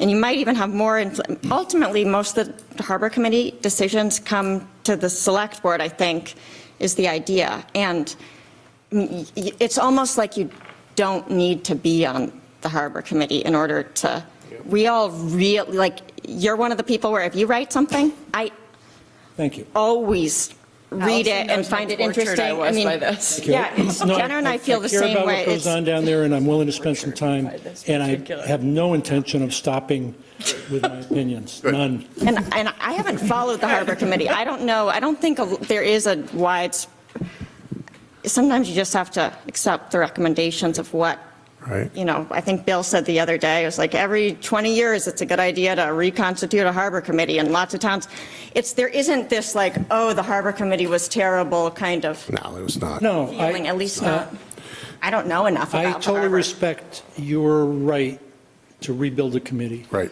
The hardest thing for one of these town committees to do is repair itself. Yeah. And devise better rules. I mean, there were a couple times over the years I advocated for sort of rotating chairmanship. I just think it's a healthy idea. And it was just like we had a regular chairman, nobody wanted to talk about it. And that's done in some committees. It's sort of a committee Sure. decision. Sure. And I don't know if it should be like a regular number of years but the committee should seriously consider it every June or July when they do that, instead of going, oh, well, you're the chairman, I nominate you, and everybody goes second. Yeah, I would agree with And that. having a vice chairman that is sharing in the duties of the chairmanship, there's just things that are hard for these committees. Some of the backdrop here, Ben, needs to be repeated also. I hope that people don't think this is centered on only one committee. It's not. We've tried very hard to make the liaison thing work better or work at all Yeah. in some instances. We've also tried to institute more rigorously the work plan idea, because we have had situations that come to us with and we rejected. People say, well, we did all this work. Well, we didn't even know they were working on that kind of thing. I'm exaggerating a little bit to make a point. But that's all in this revised guideline for committees. And we're trying to, last evening I was questioned by a committee on the videoing and the guidelines and why, and we had a nice discussion about it. So it's not limited to any one group. It really isn't. But I think in this situation, I think that one of the driving forces, at least in my mind, was the amount of interest that there was by many people, which obviously turned out to be true. Amazing. I never expected that, Ben. I really didn't. I expected, at first I thought we were going to get, 10 people, maybe total, maybe. Right. Or maybe not enough to reconstitute the committee. It was the publicity, I guess. Right. But, that was the driving force, Ben. That was really what drove it. There was some sub-elements to it, we're cautious of conflict of interest, and, I mean, it always exists. By the way, you and I both have harbor moorings or whatever the heck in the harbor. We all have some degree. Well, somewhere, I think the comprehensive plan, or somewhere was always supposed that representatives of harbor businesses would be on the committee. That was, we were looking for a fisherman, looking for somebody from Lyman Moores. Right. That was what we were supposed to do. Understood. And if you want to change that, fine. No, I know. Remember, at the end of the day, we just want to really work on a good work plan with the committee. Yeah. It's not static, it's dynamic. We have various terms. Well, maybe you could lend this committee and others some guidance about, rotation of officers. Yep. Yep. Conducting efficient meetings. Yep. There's a lot of No, stuff to it, I totally agree with you. Yeah, Totally okay. agree. Thanks for coming, I'm done. Dan. Thank you Thank very much. So to that end, do we have any more comments on the list that Taylor summarized? If not, do we move to build a committee? Should we summarize that? Kendall, did you get all of the names? You did? Wow. I will quickly say that I am a little disappointed that nobody's sort of here to speak to their interest in the Harbor Committee. But It's been That's a all long right. time since we tried to recon, it's been months. I will move that we accept the recommendations as presented by Taylor.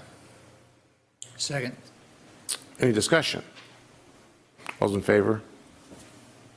Unanimous, 5-0. Thank you very much. And we'll move on to, do we want to do wastewater now? Yeah, Okay, let's we're get going to have Dave. to, Let's get Dave. yeah, we have to, to do the next time, we have to convene as wastewater commissioners. Yes, please. I'll make a motion that we adjourn as select board and reconvene as wastewater commissioners. Second. All's in favor? 5-0. I guess Allison's. Oh, sorry, I That's all was- right. That's quite all right. For two. She's voting for two. She voted for Taylor. I do that all the time. I was deep in thought trying to decide whether I should hook up the Apple TV or whether there were going to be any visuals for this. I do have a visual. Oh, great. That'll make it's an easy choice then. Want me to email it to you, or? Before we. Yes, beam it over. and While, I'll be while, faxing you. while you're setting that up, this is going to be, we are convened as a wastewater commissioner group, and we are convening a public hearing here tonight. So the procedure for a public hearing, as usual, is that the purpose of the public hearing is to get public input. If anybody wants to speak and give us some insight as to understanding of the issue or elements of the issue. Anybody who wants to speak, we should only ask them to come to the podium and introduce themselves, to be polite and direct the comments through the chair. We'd like to keep the comments as short as possible, but we want to listen to your input, of course. After everyone in the public has spoken or wishes to speak, I will close the public hearing portion and revert to discussions with the select board. Public input will not be taken at that point unless the select board member has a question of somebody who was previously speaking. So with that, I would start with, maybe we probably should start with a description of the purpose of the hearing, Audra, in terms of this wastewater rate issue. All right, so we've been talking a lot about the way that we are planning on financing and funding the upgrades that were voted on at town meeting last year to the wastewater treatment plant. So the total value of the upgrades will be $15.1 million. Voters approved a $13.9 million bond. These upgrades will also be paid for by the town of Rockport at 12%. And when we were working through this project with the USDA Rural Development, who they do a very competitive grant loan program, we were always working under the assumption that we would be eligible for a grant to this project. And as we move forward with the process with USDA, it turned out that Camden has been very unusual in comparison to how the majority of wastewater utilities, especially town-owned or municipally owned wastewater utilities in the state of Maine, fund and finance their projects. So for years, the town of Camden had been funding their projects through bonds that taxpayers pay back over the year, and the debt service is also paid for by the taxpayers, and that was never, ever included in the rate structure. So for years, the rates have just been the operations and maintenance cost of the plant. It hasn't included any sort of capital projects that have been done by the wastewater department, aside for what Dave Bolstrich might budget on a year-to-year basis to do small sort of capital improvements, but none of the larger upgrades to collection system, pump stations, upgrades to various pieces of equipment in the plant over the years have ever been really financed or funded in any way by ratepayers. And once USDA Rural Development heard about that, they said, well, we need to completely rethink how we deal with the town of Camden, because you will not be eligible for grant funds, because the whole purpose of the grants are to stabilize user rates. And if you're not passing on any of these costs to your users, then you wouldn't be eligible for any grant funding. And so I think that got us all thinking about the way that we've always done things and whether or not we needed to relook at that model. And through discussions with the town attorney and, analyzing this with David Bolstrich, I think that if you look at, and I'm sorry, I'm having a hard time sending this through to you, Allison. About to say, yeah. Is it the same one from before? It's a little bit different because remember how we hadn't factored in the Rockport contribution to the debt service, so it looked like it was a little bit higher last time than when it actually is. Oh, I was just thinking the rate comparison. If we can John. hook this up to the, directly to, We could do that. You're having trouble sending it to me, or you're having? yeah, I'm having trouble sending it, like emailing it email? to you. Yeah. right. I'm having, like, my email is doing If you strange things come up and tonight. sit over here, We put it up there, can we? We hook it up on the, if you want to hook your, Yeah, that's what I was then thinking. I of would just doing. recommend you sit on this side. Maybe your name tag with you, I don't know if that matters, but. Bill Kelly. People don't know who I am. You can just unplug from the Apple TV, and if you have, do you have an HDMI after thanking us? But no. Does that work for your? I think it does. I'm gonna hang in there, but it may be like mine. Oh, here it is. No, it I doesn't. wouldn't think so, no. My Ethan, he's a little worried, he's. Yeah. That's strange. How about OneDrive? That's an idea. It's in here. I'll see if I can share it with you. That shouldn't work. If she's on the internet, it should work.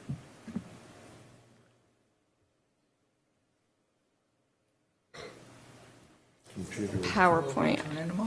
You may. Anyway, Dave, while we're doing, setting up, how's everything going out there? Good, yes. Rogers left, but they did a tremendous help for us as far as doing the door-to-door surveys, Oh, finding the Shared it with you, so maybe. college it students. Popped up on OneDrive. how does it statistically I end up at this point in time?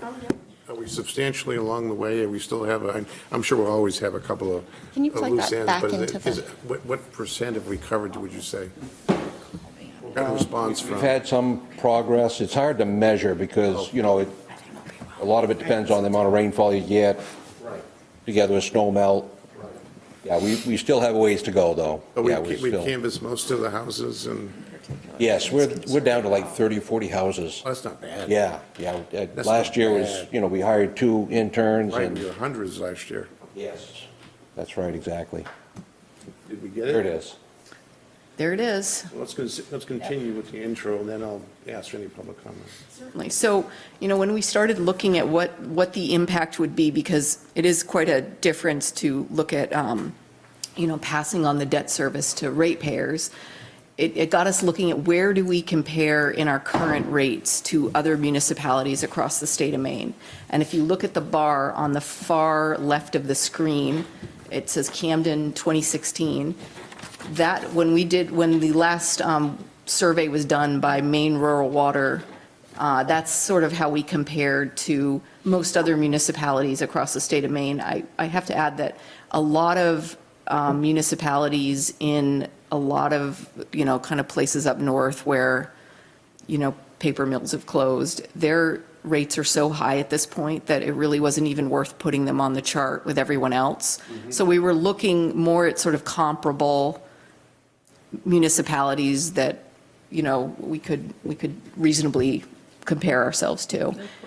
And I think if you look at Camden, both in 2016 compared to everyone else, as well as now in FY19, Camden has been a fantastic deal in terms of wastewater and what we've charged our ratepayers. And so that really got us looking at, how would that change if we sort of shifted the debt service over to ratepayers?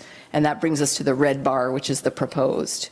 So still in comparison to the vast majority of municipalities in the state of Maine, we're really looking quite average, a little below average still. We're currently far below the average in what we charge. So I think the point of looking at all of this is just, sort of what sort of burden are we placing on them, and is it unreasonable or not? And I think from looking at this, even with, the change that we're proposing, it's still quite reasonable, and I think there's a way that we can stage this in so it further does not feel like a major impact all at once. I just want clarification also on this curve. The proposed,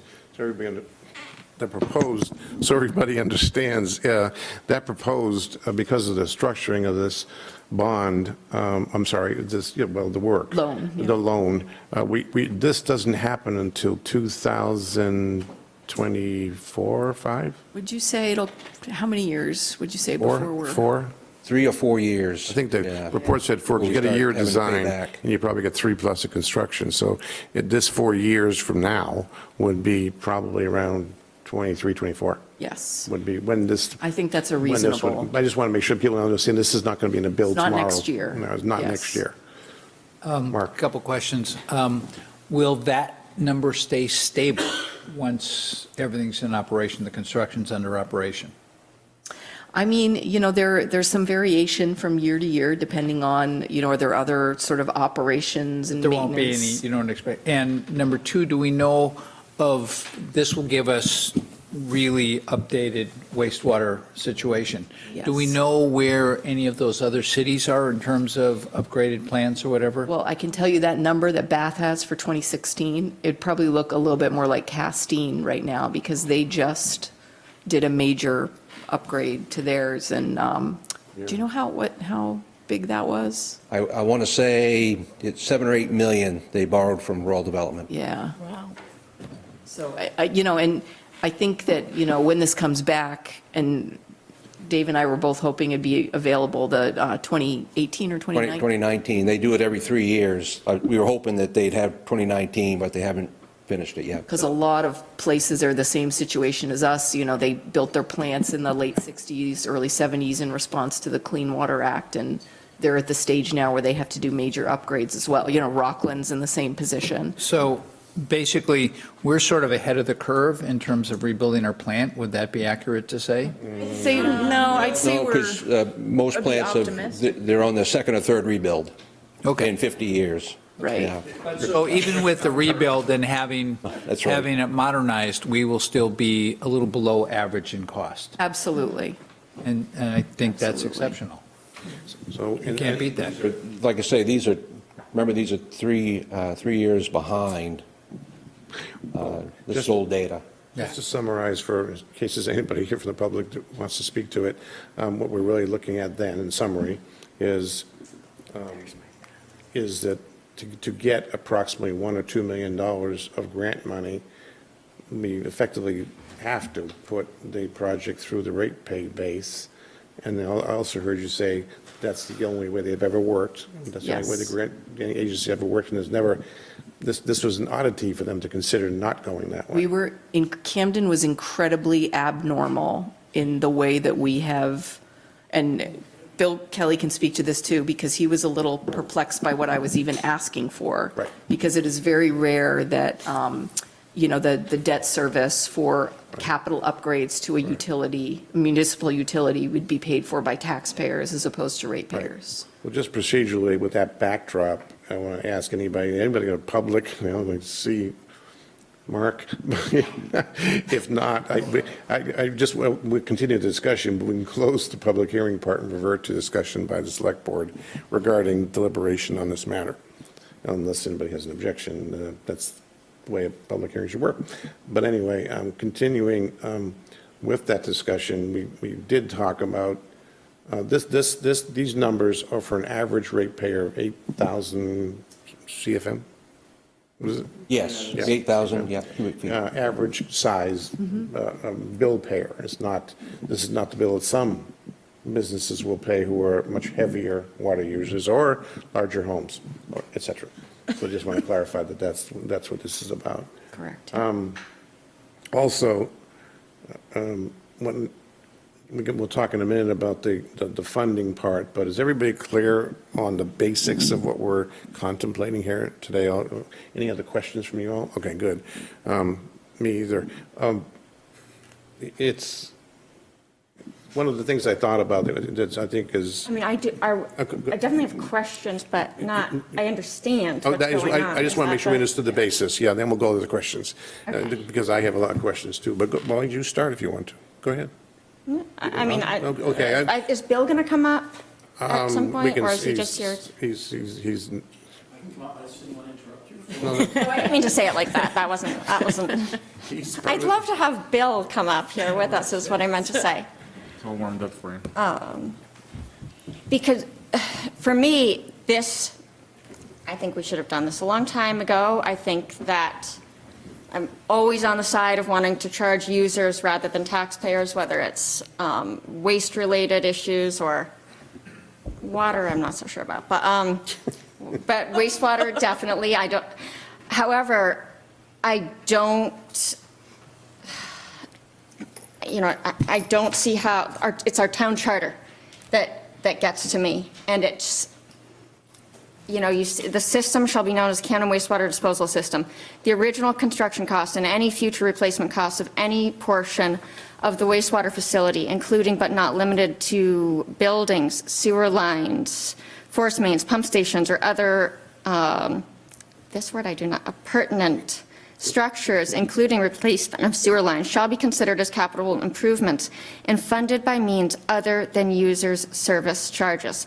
The cost of operation and maintenance of facilities shall be derived solely from users' service charges and not from property taxation.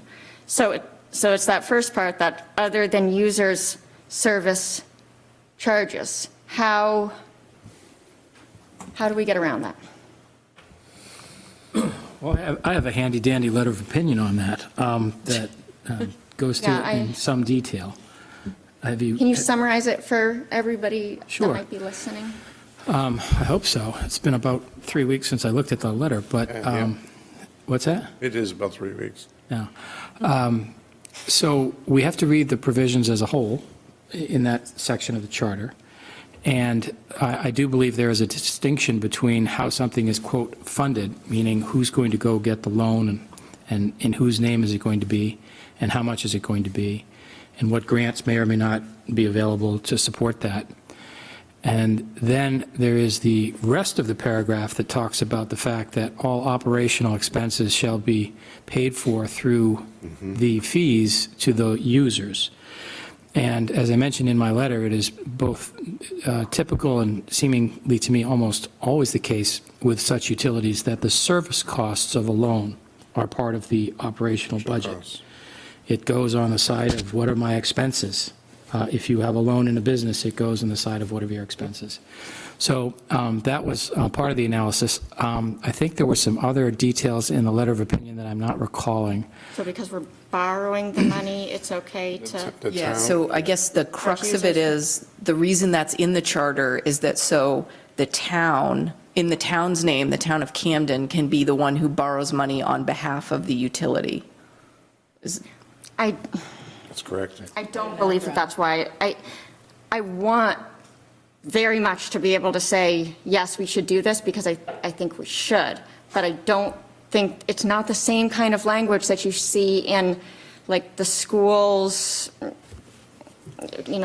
with the, the full weight of the, the full value of the valuation of each town shall be used when borrowing and blah, blah, blah.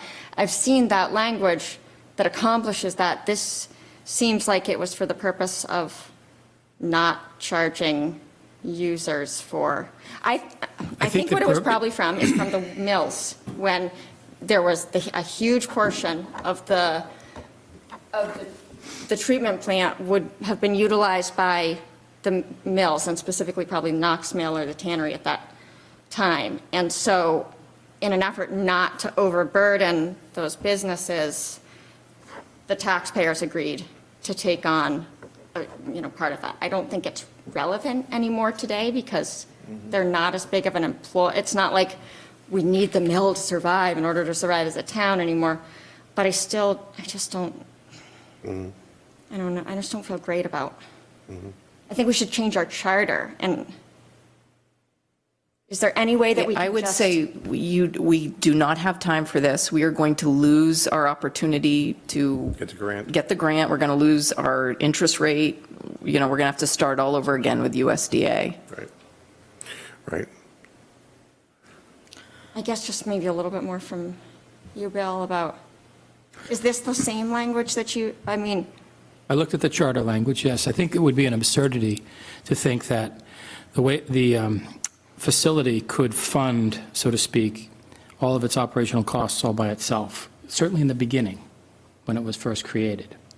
Because you've got nothing there, and then you've got to fund it somehow. So you do that through the town, you create a bond through the town. And I think that same argument holds with any major renovation like this one. The anticipation, as I read it from the charter, was that the town is the funding mechanism and has to use its good credit and good faith to get the best deal that it can. And you don't automatically and immediately put all that borrowing onto the shoulders of the rate base the next year after you borrow $13 million or $11 million, whatever it's going to be. It is, when you read it as a whole, I think it can and does make sense that the cost of money, the cost of a loan, just like any other business that borrows money to function, becomes part of what it spends on an annual basis to support its activities. Right. And those activities, of course, in terms of the income side, are through ratepayers. So I do think it makes sense in terms of there is not an expectation that the wastewater department itself is going to go and get the bond. You have to read it as a whole. I agree it could be clearer, but I do think it makes a logical argument, and my understanding is the folks who are in charge of the grant process at the federal level understand the logic of my letter. Yeah. It was a good letter and got me close to, it's ironic too, because if the purpose of the grant is to stabilize fees for ratepayers, we're in Right. effect doing the opposite Hey, by making this change. Right. Do I want to go It's to with, protect ratepayers from a huge increase, and we're going to give ratepayers. well, Spreading the But, loan I out. mean, they're fine with that, I'm fine with that too. People are getting a good deal here. It's that language in our charter that just like, it could be clearer. I would agree with you. Well, I don't know if it could be much clearer. How would you, if you wanted to put language in a charter that limited Oh, our ability to charge the users for capital improvements, what language would actually accomplish that task? I would add, not this. I would add the phrase that the town can fund, the money, and it will be included, and add the words that it would be included as part of the, clarify as part of the operating expenses of the wastewater corporation. You could clarify. No, I'm saying if you wanted to just make it this way, if you wanted to make it impossible for the town to use ratepayers to fund capital improvements, how would you accomplish that? I think I'm guessing it was through this language. If this language doesn't do it, then what language would? Mark, do you have a comment? Yeah. No? I'm sorry, I thought Mark had a comment. Anyway, we have it where we have it, and it could be clearer, but I think typically, I don't know, I haven't read other towns' charters to see if they said similar language or not, but it's very common that an entity like a wastewater corporation would utilize the financing capability of the town to get the loan, but that loan debt service and would be charged as an operational expense to the wastewater corporation. I'm calling it a corporation, just as a separate entity. That's common. Again, I do have a question. What's the process now? Well, we have to, fundamentally, we have to make a decision about whether or not we're going to consider to get a grant. If we decide that this is going to go to taxpayers, let's keep it simple. Go to taxpayers, we're done. There's no loan, there's no grant, no money coming in from the grant. If we want to get $1 or $2 million in grant, we have to put the entire load into the ratepayers in some way, shape, or form. I understand that. What is, do we do that as a motion? Do we have to send it to a public vote? It's a resolution. Do you want the resolution? Yes. There you go. I also believe that we should remember that there are ways to mitigate this impact as we go forward on the ratepayers with doing some taxpayer-funded monies that we talked about this year, and we didn't put in, putting in some dollars into the rate base to use that money at the end of this 3 or 4 year period to reduce the load, that load on the ratepayers. Alternatively, we can, as wastewater commissioners, we can look at slow rate increases now, and the differential between what we've approved as rates and the difference is put into reserve for funding downstream to, again, all this is working to reduce the load. We probably have the authority as wastewater commissioners, or maybe as select board, to establish a financial aid program even. Sure. If we wanted to. Sure. And all those things are on the table. Maybe.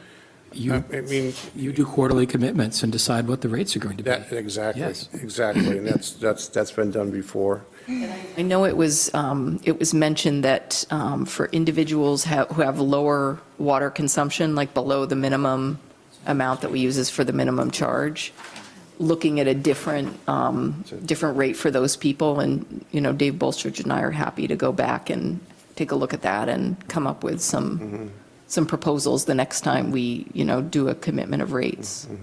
Yeah, sometimes towns do that. If you use less than 1,000 cubic feet per quarter. Yep. They'll have a different Rate minimum structure. charge for that. Yep. We've got to be careful we don't squeeze out the low-end users. It's going to be an issue. And these are issues that we will have to address going forward. And I want to make that clear. This is not this is great, let's dump it all into the ratepayer. Let's find a way to manage this process going forward as wastewater commissioners. I think we can. I know you can. We definitely can do lots of things. It's not that part that I'm struggling with. It's the.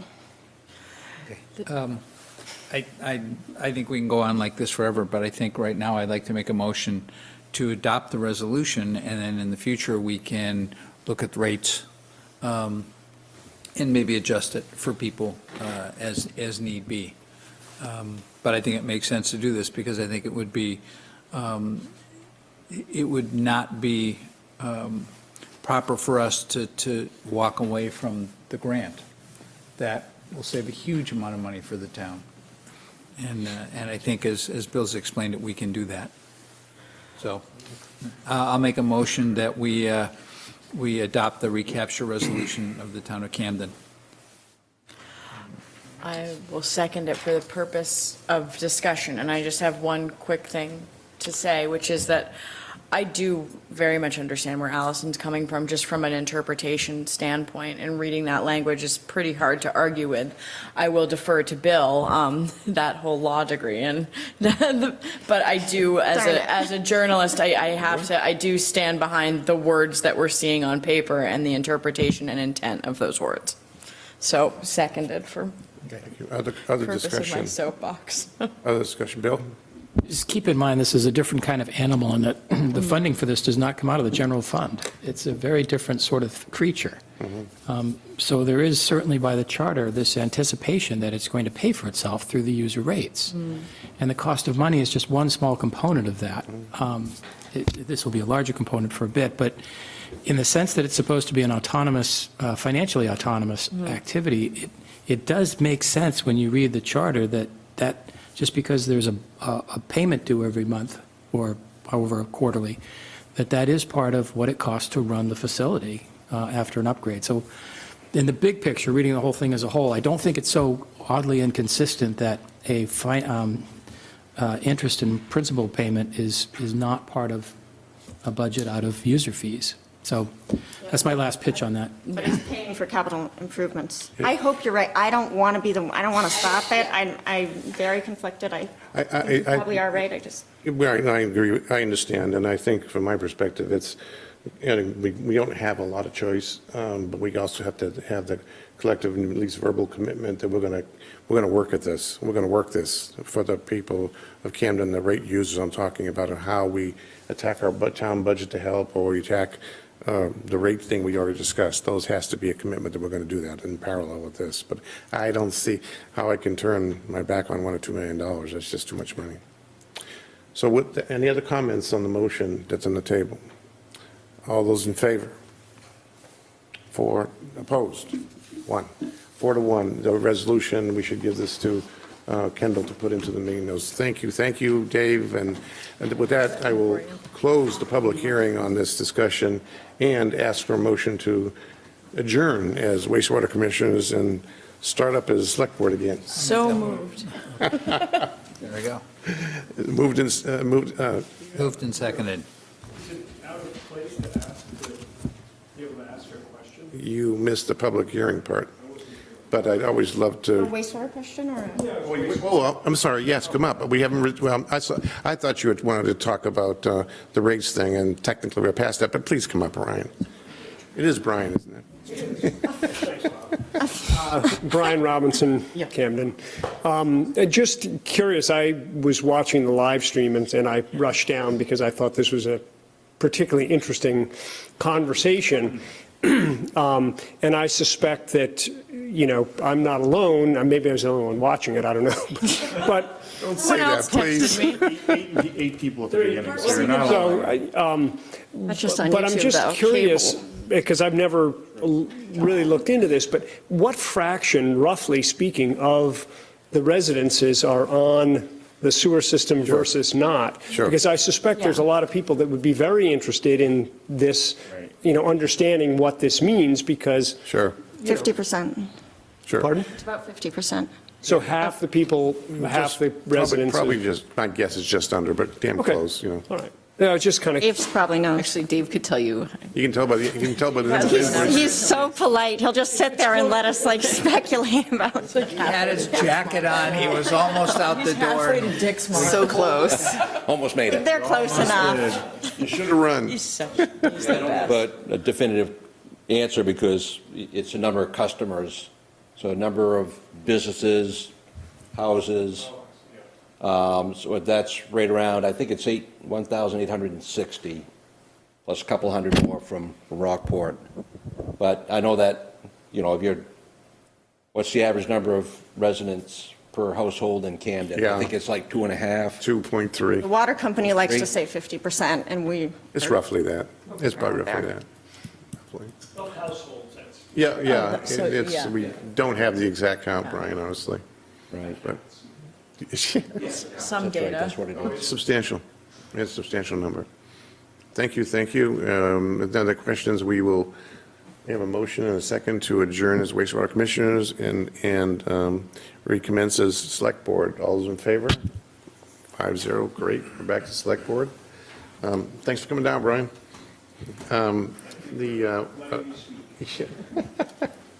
The next item on the agenda we have is to approve the approval of a capital campaign discussion approval for the restoration of the Maguntacook watershed. So that, along with the workshop for, what's Interfluve? I feel like it would be good if we just did both of those things at the same Fine. time, so that everybody really knows what we're talking about. That'd be when great. we have That would be a great. motion. That And would be great. I also think, I have not had a chance to chat with Mike about when, I don't know if you did, Audra, but we Oh, were to come to busy the table. typing away, writing grant grants writing. and trying to do that. So I think it may make sense to start off the new fiscal year Yes. right after town meeting, after the budget's been approved and all of that, and start right off with a workshop then. After town meeting? Yeah, then we'll know really what's been approved for this and that, and we can learn all about it fresh. Right now, there's so much going on that Okay, I think it's hard for everybody to absorb a lot of new information. okay. So what you suggesting we table both of them? Yes, both of them, please. You can do that, and we'll take it up in June, after town meeting, probably the 18th, which is we have 4th is our first meeting in June. Yes. And then the 18th. And I will not be here on the 18th, I have to be in New York on business. Good, we can pass a lot of stuff. Yeah, Okay. good idea. Okay, we'll We might be tentatively. able to schedule a workshop, We can I'm always also just do being that. Cape We can always get that done. 5 days. And then we have to reconvene. Next would be, if those two items are tabled, to reconvene a public hearing for licenses. Are we And doing- they are the application of, there goes my instructions. The application of Brita LLC doing business as Camden Harbor Inn at 83 Bayview Street for a hotel, Class 1 liquor license to serve malt, spirituous, and vinous beverages in addition to 20 hotel room minibars. Also, application of Sea Dog Brew Pub Camden LLC, doing business as Sea Dog at 1 Main Street for a Class 11 restaurant, lounge, liquor license to serve malt, spirits, and vinous beverages. Thirdly, application of the Hearthstone Inn at 41 Elm Street, hotel Class 1 liquor license to serve malt, spirits, and vinous beverages. Fourth, application of Quarry Hill, doing business as Anderson Inn for a restaurant Class 1 liquor license to serve malt, spirits, and vinous beverages. I love these terms. An application of Oscar Verest, doing business as Camden Harbor Inn at 83 Bayview Street for a special amusement permit. In accordance with what I've already read, I'll summarize again. This is a public hearing. Its intent is to give us, the Select Board's input on any public comments on these issues. We would ask anybody who wants to come up to speak and identify themselves and try to be as brief as possible. When all the public has spoken, I'll close that portion of the meeting, and we'll revert to the Select Board for deliberation. No more public input unless the Select Board member has a question of one of the members of the public. So with that, we would just take each one of these, I suppose, in order from the public perspective, and I'm going to go through them in case the audience is not massive here. If there's anybody that wants to speak to, for, against, just talk about the application of Breda LLC, doing business Camden Harbor Inn at 83 Bayview Street for a Class 1 liquor license. Seeing no hands, I'll ask the same question of the application of Sea Dog Brew Pub Camden LLC, doing business as Sea Dogs at 1 Main Street for Class 11 restaurant lounge liquor license to serve beverages. Seeing no hands, I'll go to the third. Application of Hearthstone Inn at 41 Elm Street, hotel Class 1 liquor license to serve alcoholic beverages. No. Application of Quarry Hill, doing business as Anderson Inn for a Class 1 liquor license to serve malt, spirits, and vinous beverages. No. Application of Oscar Verest to doing business as Camden Harbor Inn at 83 Bayview for a special amusement permit. Seeing no public request for input, I will close the public hearing and revert to the Select Board for action on these 5 licenses. I make a motion that we approve all the public hearing following licenses A, B, C, D, and E as previously read by our chair. Any discussion? Well done, everybody. Any discussion? All's in favor?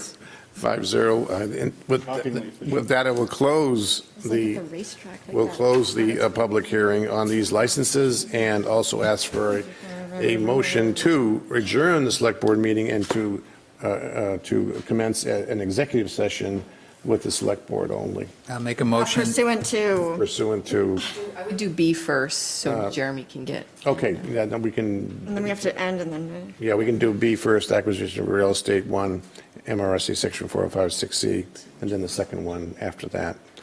A motion to adjourn the Select Board and commence as executive session? So moved. Second. All in favor? 5-0. Thank you. Let's make sure the video is turned off.